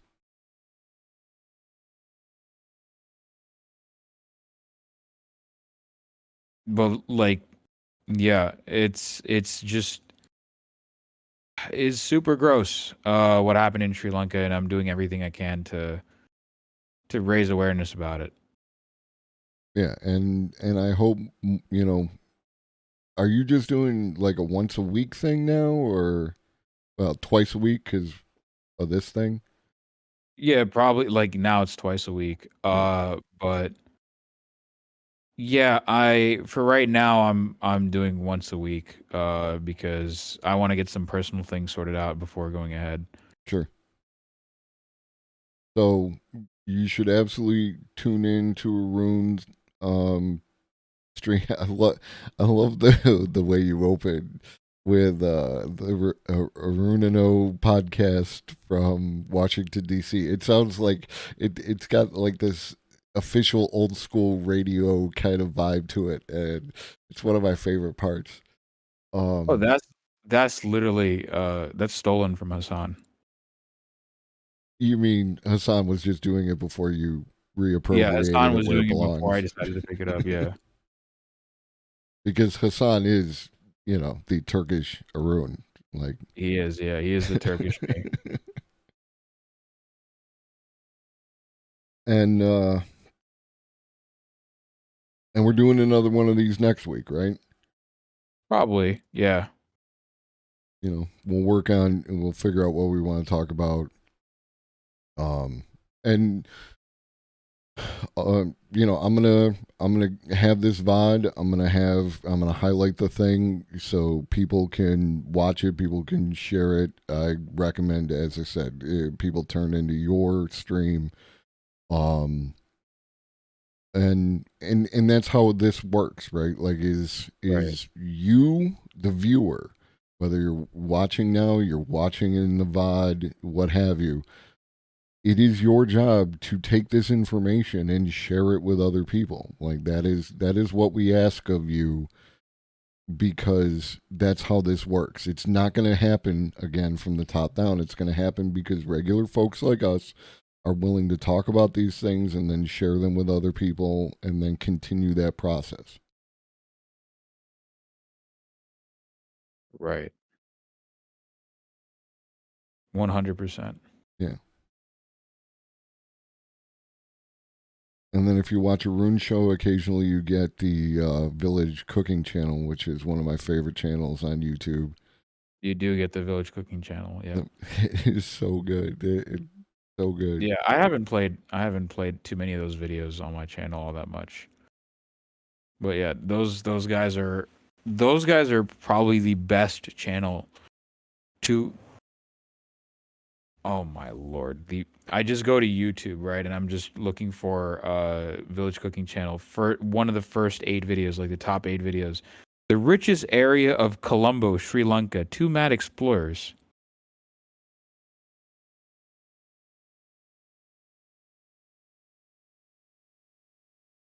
Ignorance truly is bliss, isn't it? Yeah. Ignorance really is bliss.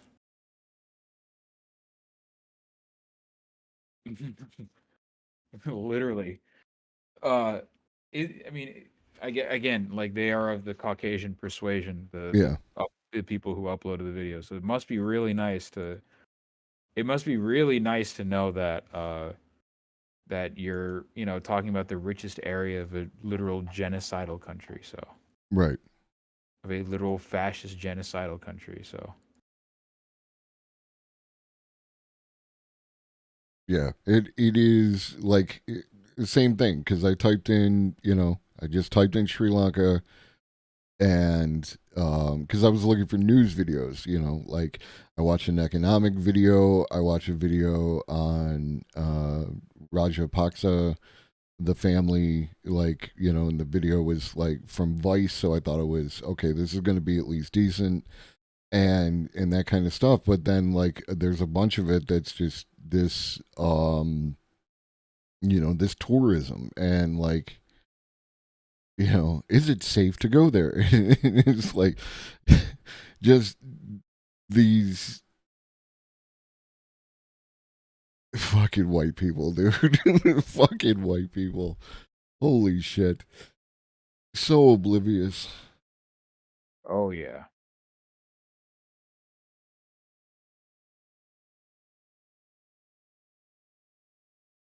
It's absolutely crazy. Yeah. That's what I wanted to hold on. Grimpy in chat. Googled Sri Lanka and got this headline: Why China is Sri Lanka's Shylock. Why China as Sri Lanka's Shylock is bad news for India. What is a Shylock?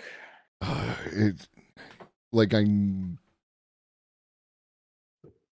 it from Oh, loan shark, apparently. Okay. yeah, like it's from William Shakespeare, right?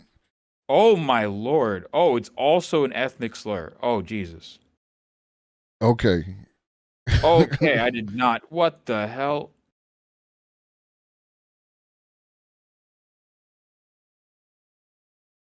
Jesus Christ. Okay, I'm never saying that again. Holy shit. Yeah.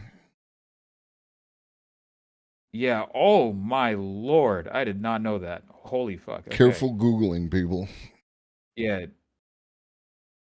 Holy shit. Okay. No, I mean as far as like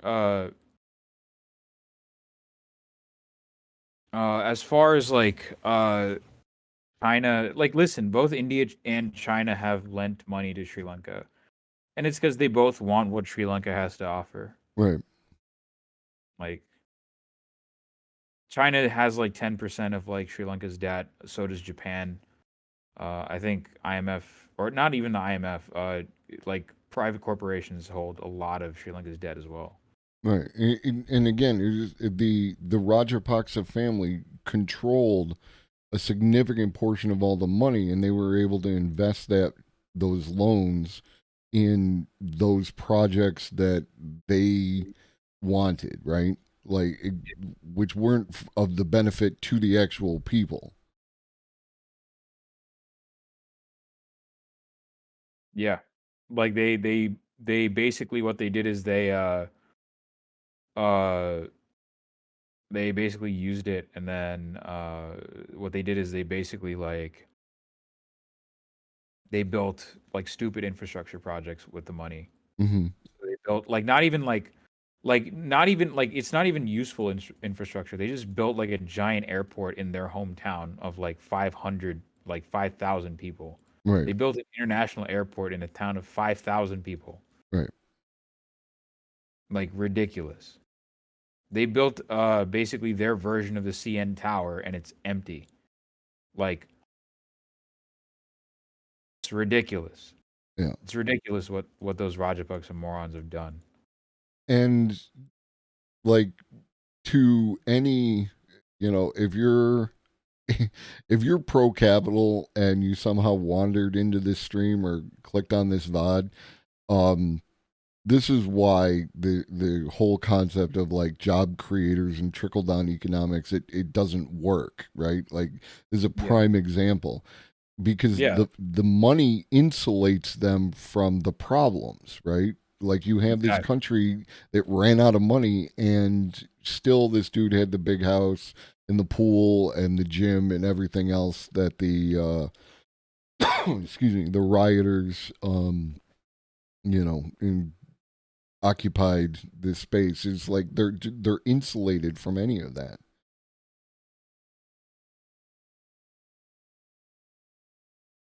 Exactly.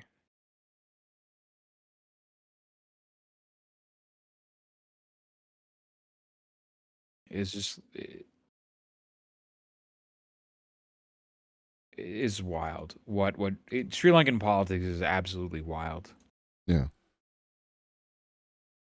Genuinely, the most wild thing you'll ever hear or talk about is genuinely, it's ridiculous to talk about, and it's depressing. It genuinely is.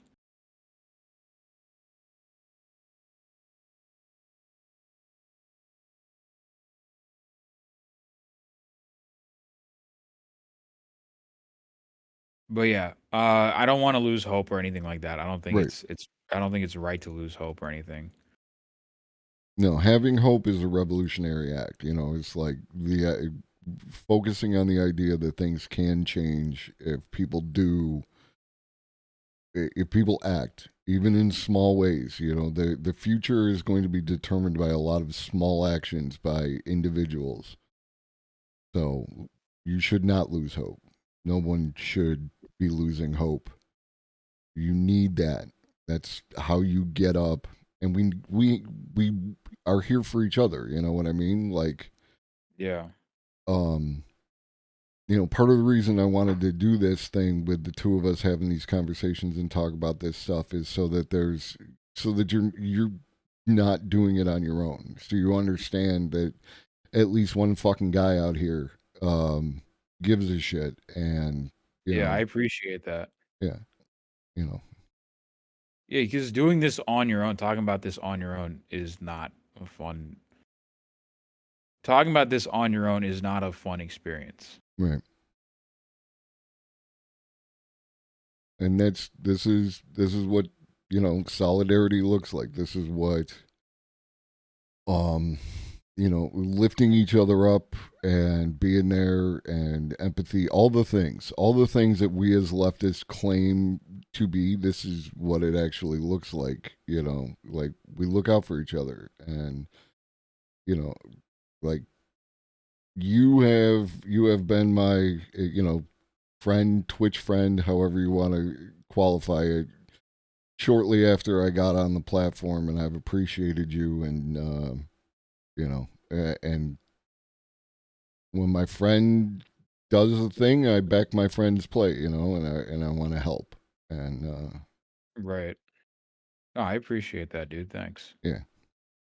It is frustrating talking about this alone, but I'm hoping to rectify that a little bit Hmm. with the Muli Vaikal Remembrance stream. Again, it's a couple months off. Right.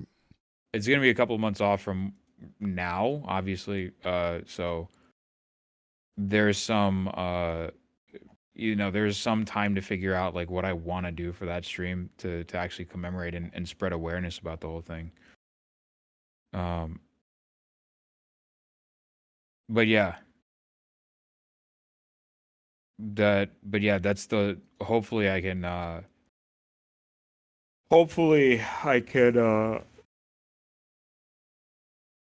excuse me, I'm exhausted. Yeah.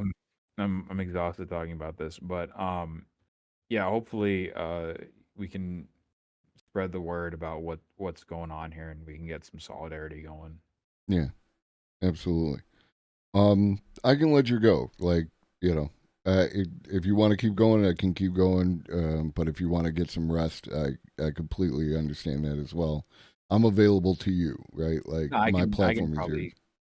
I can probably get going. Sorry, Okay. I can probably keep going. So, Yeah, if you got any questions or any I mean, it's more or less like a back and forth kind of thing that we can do, like that we're doing. If you have like any other questions, like what's going on in Sri Lanka, yeah. So, like, what is the current situation? What does it look like? Besides the fact that the Rajapaksas appear to be making another move to get elected, what else are we seeing here? so there were supposed to be elections that happened like this month, Mm-hmm. but because Sri Lanka is basically broke, they delayed it. Okay. There's supposed to be local elections. I don't know what. I think it is like national level elections, but I don't know for sure. What is it? Yeah, it is like yeah, so basically like elections were set to be held yeah, they were set to be held like now, like in March, but they're basically delaying it. They're delaying it as much as like possible. So like they basically were like, screw it, we're not gonna have elections. Parliaments are weird like that. Who is this? I'm gonna fuck this up. Ranil Vikramasinghe. Yeah. That guy. Who is Ranil Vikramasinghe is okay. So Ranil Vikramasinghe is the current president of Sri Lanka. So Ranil Vikramasinghe. Oh God. Oh fuck this dude. Fuck this dude. This dude has been prime minister 5 times. Okay. This dude has been prime minister 5 fucking times before he became president. So this dude is old guard, 100% old guard. And you can kind of think of him as like a Biden figure of Sri Lanka. And he's Sinhalese too, right? All the leaders that you're going to come across are Sinhalese. Okay. None of them are Tamils. They're all Sinhalese, right? So actually the thing is, we talked about Black July, right? Mm-hmm. The 1983 event that kicked off the Civil War. That dude's uncle was the president. Okay. During Black July. And that was something I'm picking up is like there's this like almost a royalty kind of thing, like the families. He's a Nepo baby. Yeah. Oh, so you want to know what's even crazier? Okay, so the leader of the opposition in Sri Lanka is a guy called Sajith Premadasa. Mm-hmm. All right, Sajith Premadasa's father is Ranasinghe Premadasa, who was the prime minister of during Black July. Okay. This is the leader of the opposition. Right. The leader of the opposition. And his father was the prime minister. This shit is wild. The current president's uncle was the president at one point or another. Right. The leader of the opposition's father was the prime minister, along with the current leader's uncle. Right. Just to give you an idea of how insane the situation is. And this is just royal families kicking the ball back and forth between them. Quite literally, it is. And then we haven't even gotten to like Bandaranaike, or we haven't gotten to like the Bandaranaike family or that entire family, because they're also fucked. They're the reason that they haven't been relevant for a while. But the Bandaranaike family is the one that really popularized like Sinhalese nationalism at the national level. And then not to mention we have the Rajapaksa family. Mm-hmm. So like the 3 main families right now are the Wijewardena family, Vikramasinghe's family. You have the Premadasa family, and then you also have the fucking Rajapaksa family. Mm-hmm.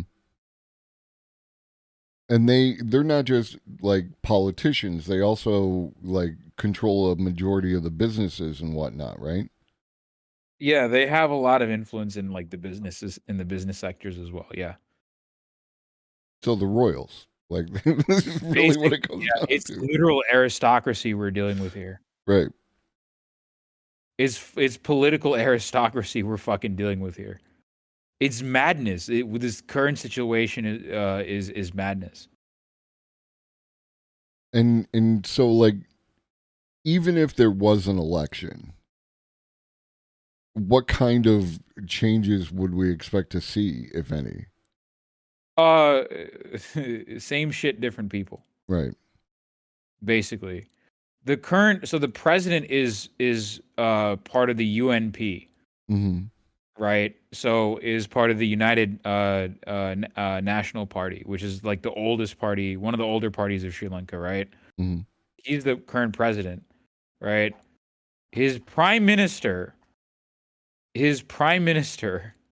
if we go to his prime minister, right? Ranil Vikramasinghe, who's Dinesh Gunawardena, right? His prime minister's party, the SLPFA, is in an alliance with the Rajapaksa family. It used to be like this party used to be Rajapaksa's party actually. Mm-hmm. Or actually, no, it is. Like he's like his prime minister is basically Rajapaksa Gun. Hmm. Like the whole thing is nonsense. Like the whole thing is theater. Right. Like it's literally it's like a couple of families kicking the ball amongst one another.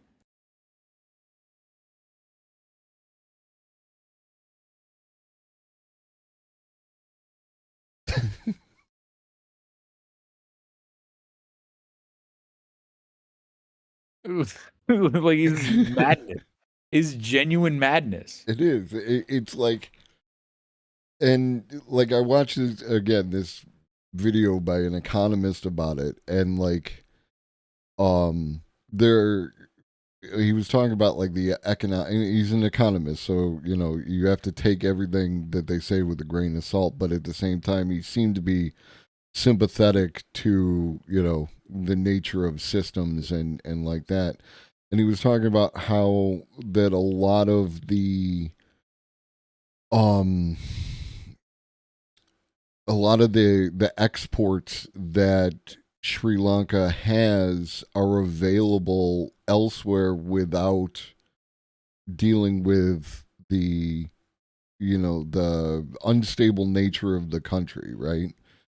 And that's going to cause problems with trying to make an economic recovery. Like, are we past the point where people are like, there's no food, there's no gas, or is that still going on? It's still, I mean, again, so basically the reason it went awry last year is because the more wealthy upper class people like started to feel the effects of that. Mm-hmm. Right? That's the reason, like I said this before, the reason you saw those protests is because that crisis hit Colombo. Mm-hmm. That hasn't gone away for places like, Tirunelveli, like Ambare, like Jaffna, even like Vaunia. Like it hasn't gone away from Mannar, like northern cities. It hasn't gone away from like them at all. Like Mm-hmm. they're still dealing with low living standards. They're dealing with the downturn effects of that, right?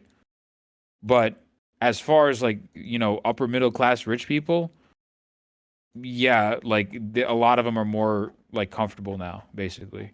Mm-hmm. But the fundamental conditions that led to that are still there. You still have, the internal refugee crisis. It's still an unstable country at this point. I mean, it's always been an unstable country, if I'm going to be honest. Yeah. It's always been an unstable country. And like here's the thing, right? It's always been an unstable country, and it's like, unless people really, thing is, it's an authoritarian government. It's been an ethnocracy since like the 50s, since like 50s, 60s, right? Unless like that is fixed, we're gonna see the same problems. Right. The events that led to the economic crisis, we're gonna see them again.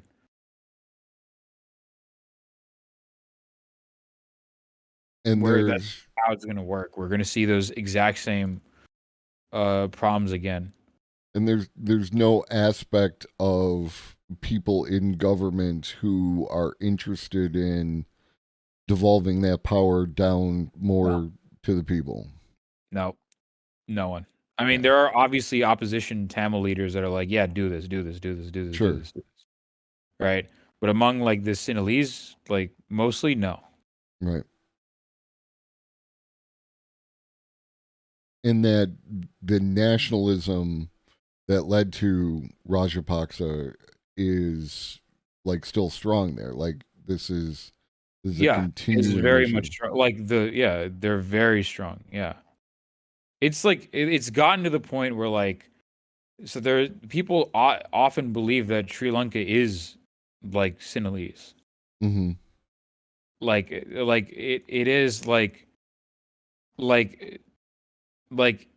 people will like liberals are denying genocide. Mm-hmm. Like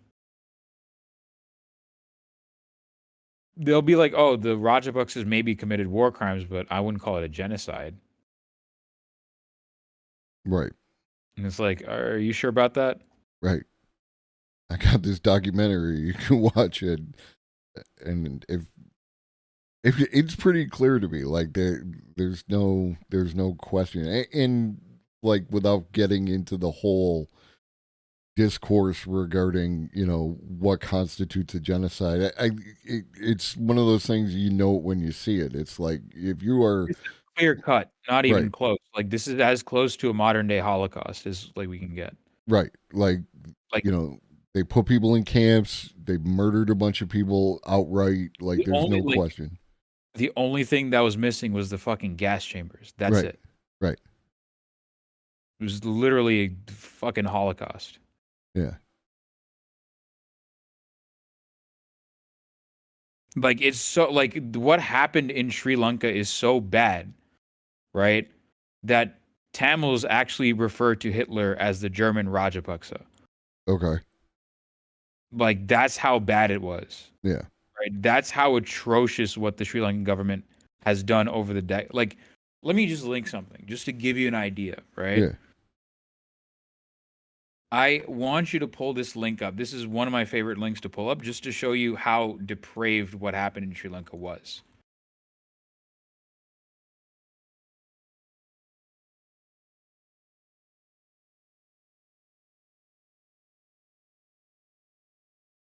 Yeah. That without even opening the link, the what the link says is a fucking thing. And yeah. Oh, no, just look at the size of that scroll bar.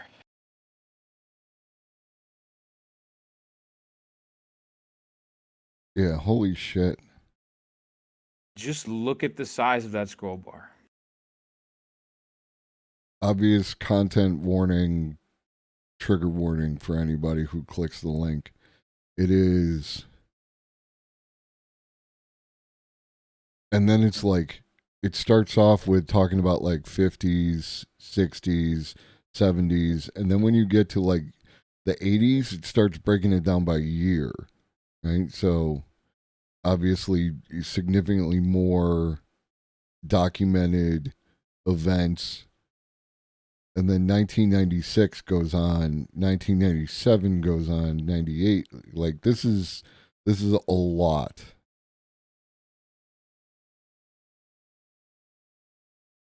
Jesus Christ.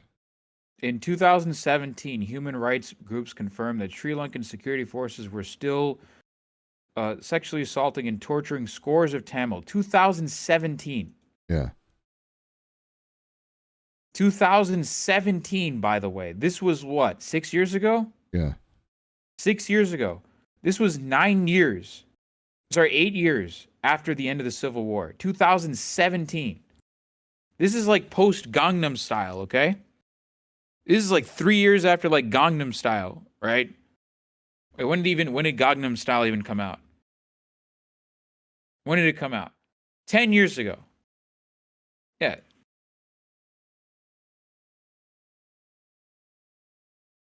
They're still doing this shit.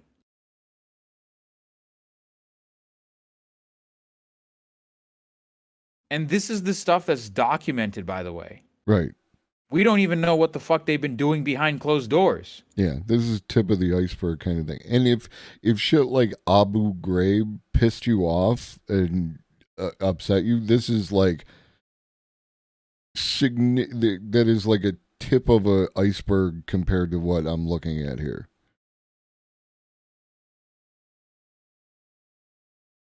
This is one of my favorite links to show people because this, you've never seen this before.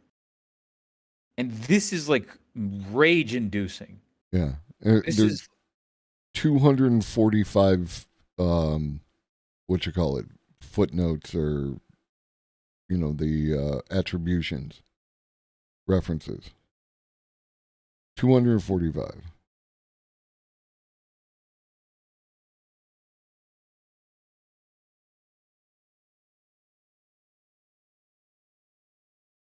And they like the UN, for all their like failure to execute while the Civil War was going on did create a a group to look into this, and they issued that report, and then it was rejected by the government, and they instituted their own, like, we'll investigate ourselves and find no wrongdoing kind of commission, right? Bingo. They set up what's called an Office of Missing Persons because the disappearance, like, they've disappeared so many people that just to save face they have to have an Office of Missing Persons. That's how bad it is. Yeah. Like think about that. They've disappeared so many fucking people that they have to have an office just to save face. They have to have a part of the government that quote unquote investigates this.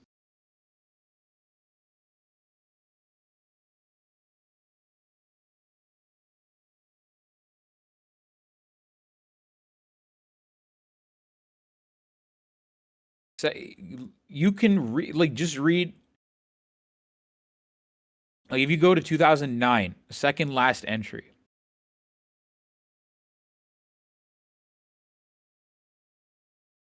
This is huge. Yeah.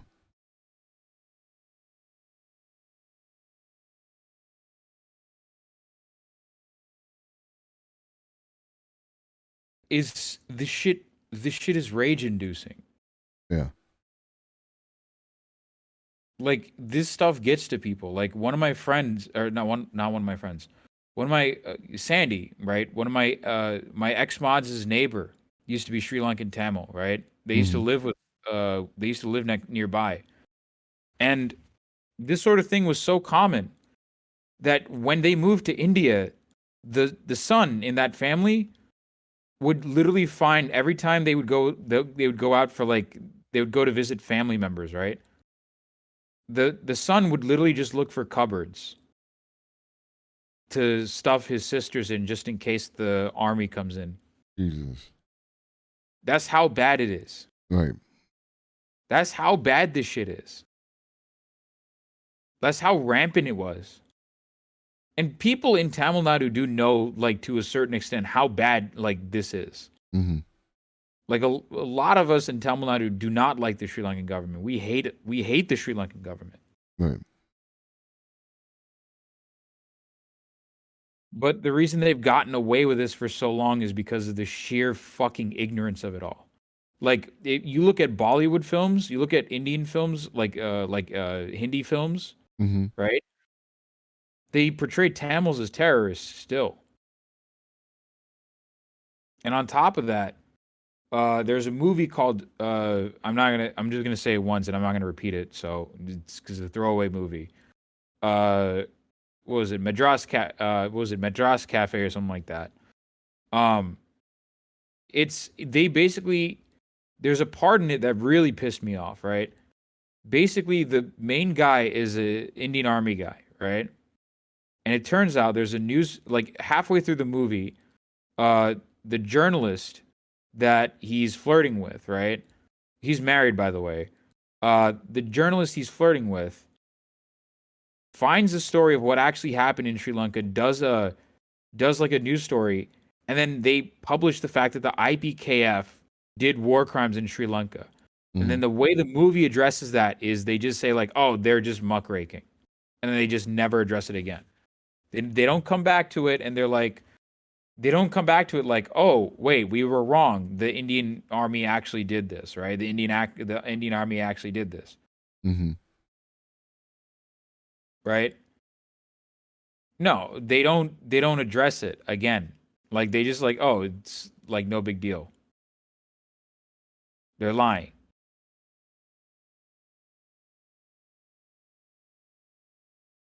And there's no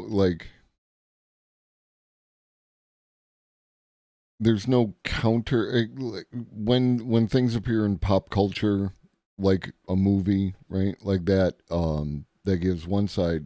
There's nothing within media that's countering that narrative at all, right? No, there's no media at all countering that narrative. Like there's no movies dedicated to this, or like There are, but they're all in Tamil, and it's like they're all in Tamil, and they can't go too far right. because they'll get censored.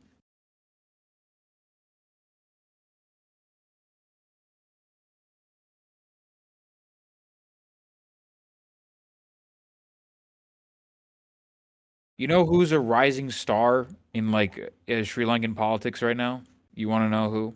Yeah. Mahinda Rajapaksa's son, Namal Rajapaksa. The media is giving him a lot of interviews now. Okay. It's just like the whole situation is fucked, but you got to have hope nonetheless. Right. You can't do anything about it. Like, what else are you gonna do, right? Right. And it, like, how long did people have to talk about like what happened to the Armenians until finally people came around to talking about that under the terms of which it should be talked about, right? The Armenian genocide and whatnot. It's important to continue to keep this information going so that it doesn't get lost to history, you know? Right. It took Joe Biden to recognize the Armenian genocide, and that only because like Turkey was in a weaker position. That's Right. it.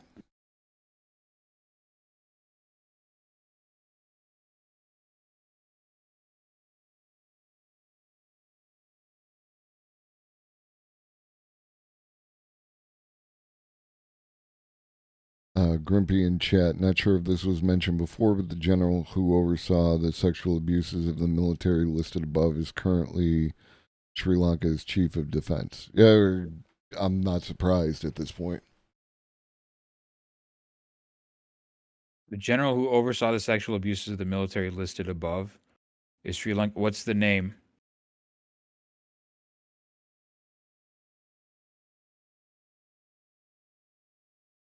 You got a name? Sri Lanka's chief of defense. Lanka's defense minister. Let me see. Who's the defense- Shavendra Silva. Shavendra Silva. Oh yeah, no, we didn't even talk about. You're right, Shavendra Silva. That fucking asshole. No, actually, Minister of Defense. No, the Minister of Defense is currently Ranil Wickremesinghe.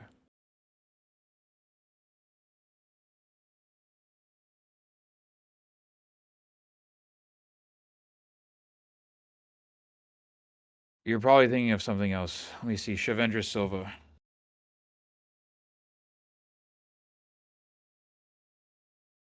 He's Chief of Defense Staff. There you go. Chief of Defense Staff. I have the power of God Talorx. and anime on my side. Welcome, Whoa! Talorx. Thank you for the raid.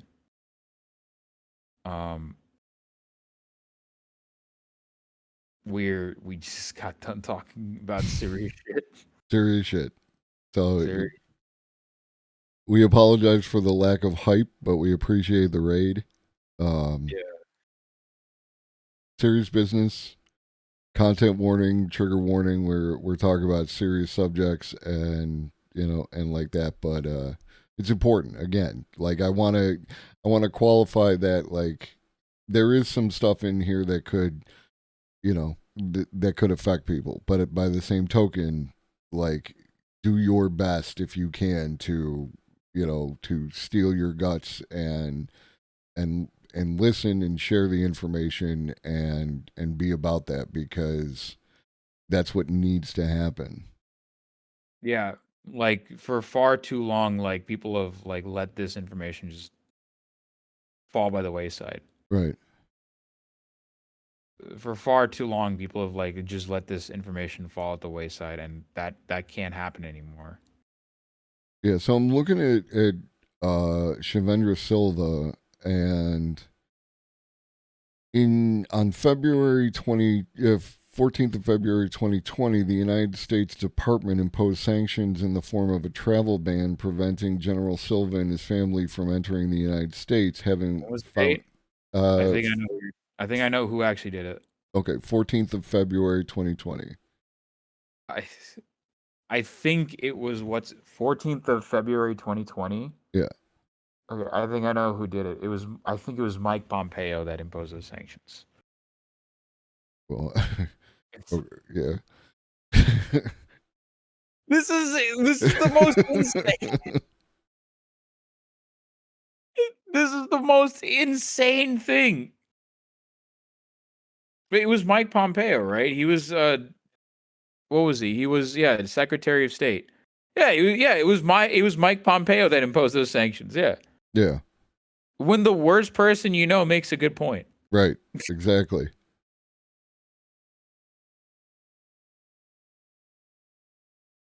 So yeah, My God.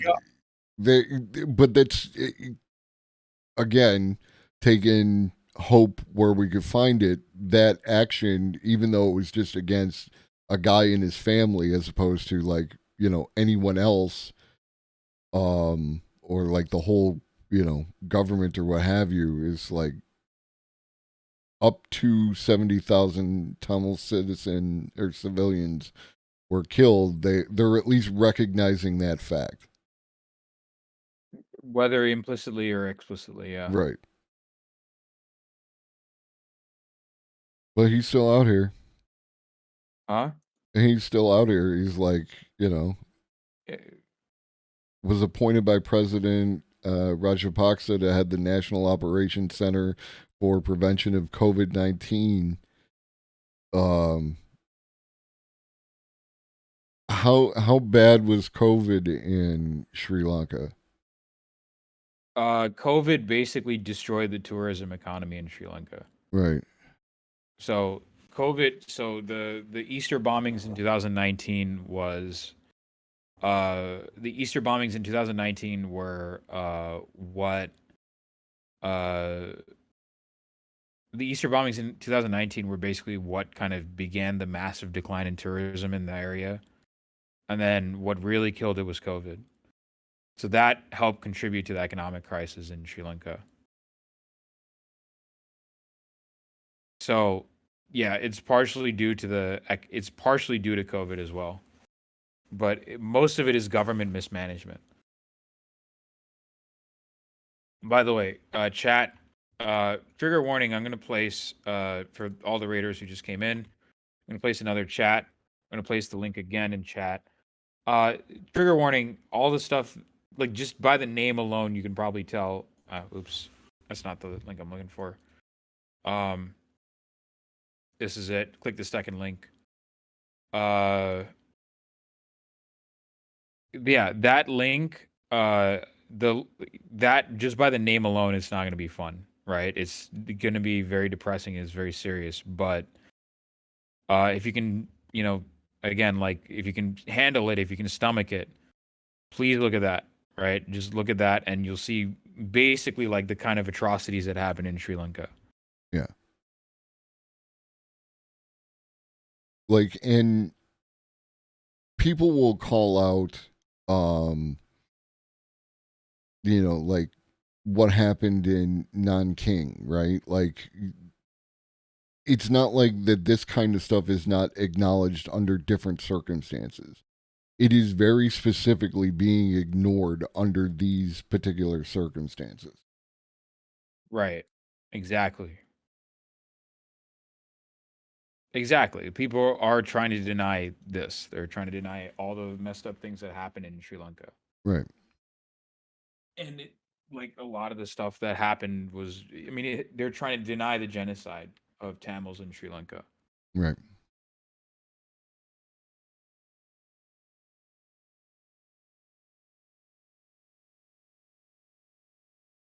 Yeah, and this is what's gonna happen. This is what these guys are up to, and uh, And again, for the Raiders or anyone who came in late, please join the Discord. All this information will be in the Discord, so you can, you can look at it like in parts, right? Especially if you are, if any of this makes you uncomfortable, but at the same time you want to learn about it and do it, take it in parts, right? Like, take breaks. Not everyone is built to deal with this level of man's inhumanity to man in one go. You might need to, you know, and yeah, and again, talk about it. Talking about it does help, right? Like, not only to spread awareness, but also to to alleviate some of what you are going to feel about that. And you can talk to me, you can talk to Arun, you can talk to other people there are a variety of different people who Arun has already talked to, who are aware of these kind of this situation, right? Like, and we support each other. That is part of it. Is like, but people need to know what's going on. That's why Arun does what he does, and why I support him in doing right. that.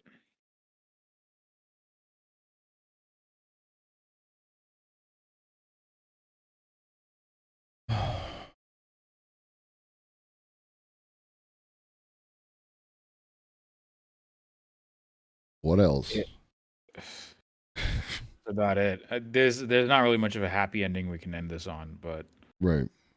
uh, VOD's gonna be up, obviously. Yeah. Um, but uh,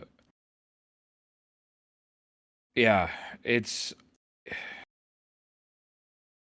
just not a it's not a fun topic to talk about. But I appreciate you having me on to talk about it.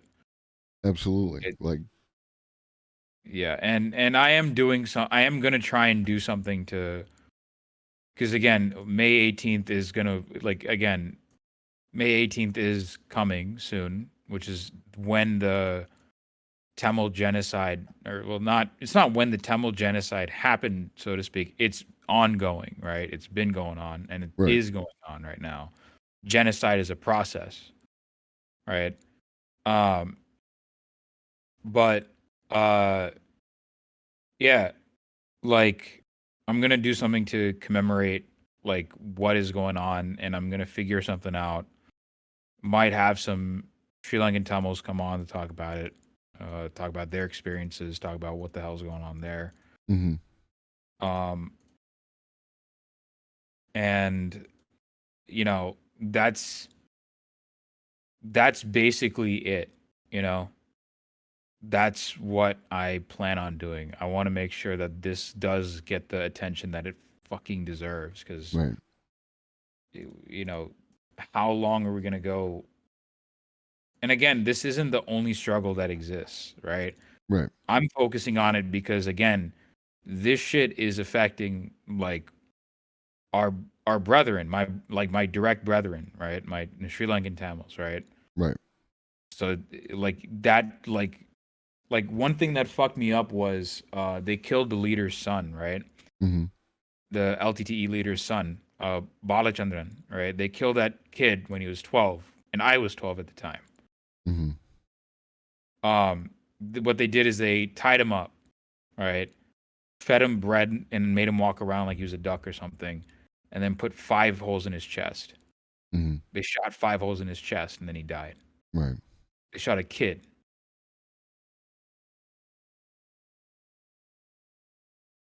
Yeah. Like again, you can again without getting too much into the gore, because again, Sri Lanka's killing fields is insanely gory. Right. Like the thing that pisses me, I get why, right? Twitch bans all this shit, right? Because again, it's hard to moderate who's like glorifying this shit like Right. automatically and who isn't, right? Because some people might actually look at that. Some deranged, depraved motherfuckers might look at that and like cheer that on or whatever, right? Right. That's unfortunately the case. So I understand where Twitch is coming from, but it just makes my job disseminating this information much harder. Yeah. No, one of the things, like when I sat down to watch it, I'm like, okay, maybe I can take this documentary and like blur out the parts that like are, TOS or whatever so that you can watch it. It basically like 95% of the thing would be blurred out, and even then it's like their sounds, It's like the thing is rough. The thing is absolutely rough. I mean, I got away with it like by doing the CNN sync or whatever. Yeah. But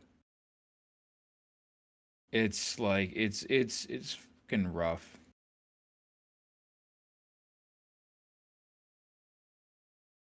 Shit's rough to talk. It's really rough to watch. It's really rough to talk about. It's just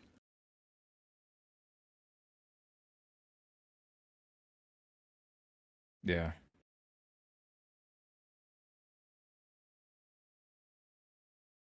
No, I appreciate you. Like,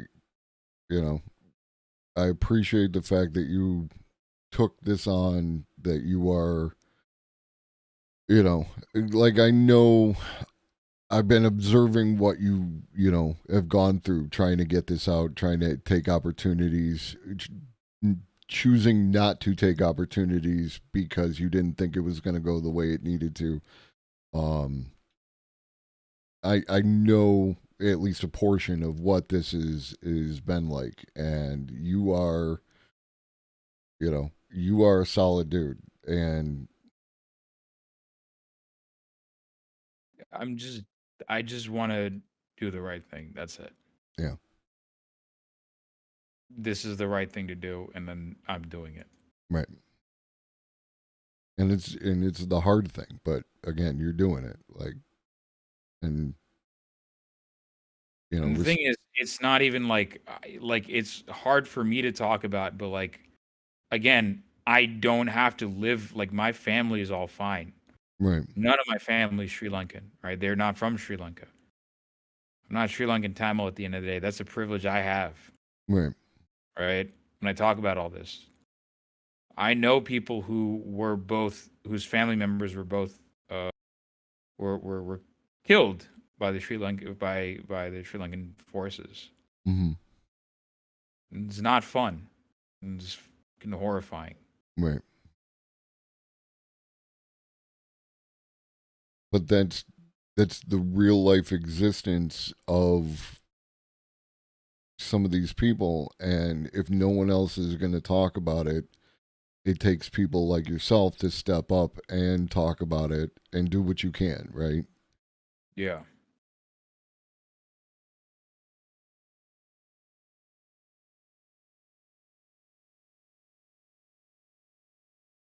Is there any? I feel like you need to take a break, and we do need to take a break, honestly. Yeah. Is there anything else you wanted to touch on before we wrap this up today? We can. I mean, overall, like again, like I said, this is not the first time, and this is not the last time I'll be talking about this. Right. This is not the first, and this is not the last time I'll be talking about this. I'm going to be talking about this. I mean, like, whenever I talk about Sri Lanka, this is definitely going to be one of those things where it's like, I'll talk about what's going on in Sri Lanka, and then I'll remind you, like, oh, there's a genocide happening in Sri Lanka, by the way, just for the record. Right. Like, I'll make it so that you understand. Right. Whether you like it or, whether you like it or not.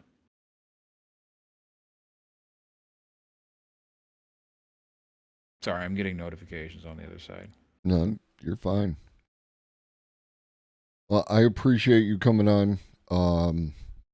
And I'll be talking with you, and again, we'll we'll take this week by week, and we'll see what we can put together and what you're up for, and like that. I appreciate this, and anything I could do to help you is something that I want to do. You know what I mean? Yeah, for sure. All right. All right, Well, thanks for having me. Yeah, take some time. All right, do something to, and get some sleep, eat some food, all the things I tell my chat. Make sure Yeah. you're doing it. All right. Oh, of course, of course. All right. You take care, homie. All right, thanks.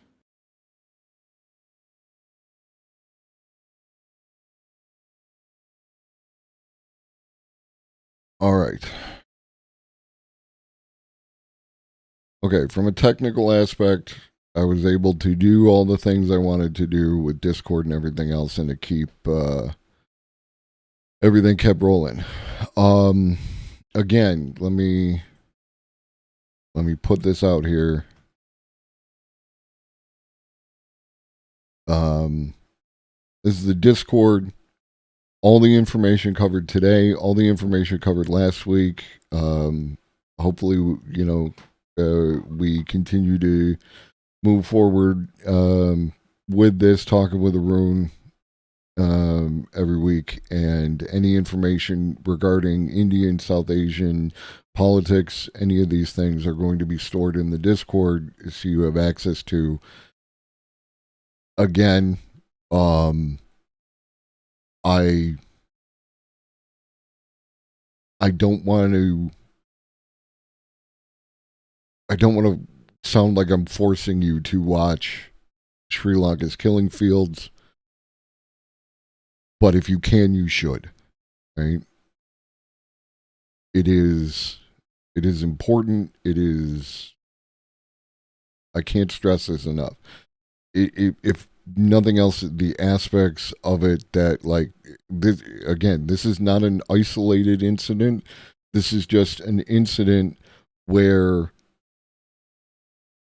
no one is being held responsible, so it continues to move forward like that. Like, this is what things can turn into if we don't hold the powers responsible for what has occurred and what is still occurring.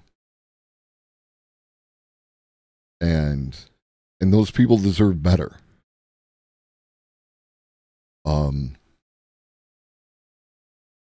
But yeah, like Magic City said, I need to take a break.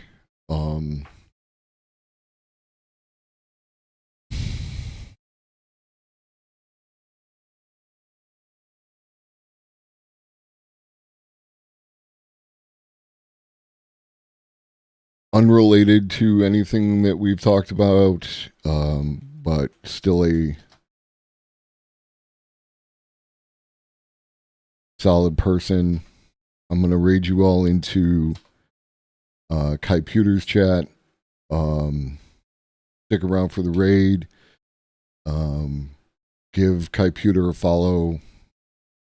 They are doing a giveaway for keyboards. If you need a new keyboard, you can be automatically entered by subscribing to their channel or donating 500 bits. It's another channel that I mod in, and Kai Pewter is a solid dude all the way around.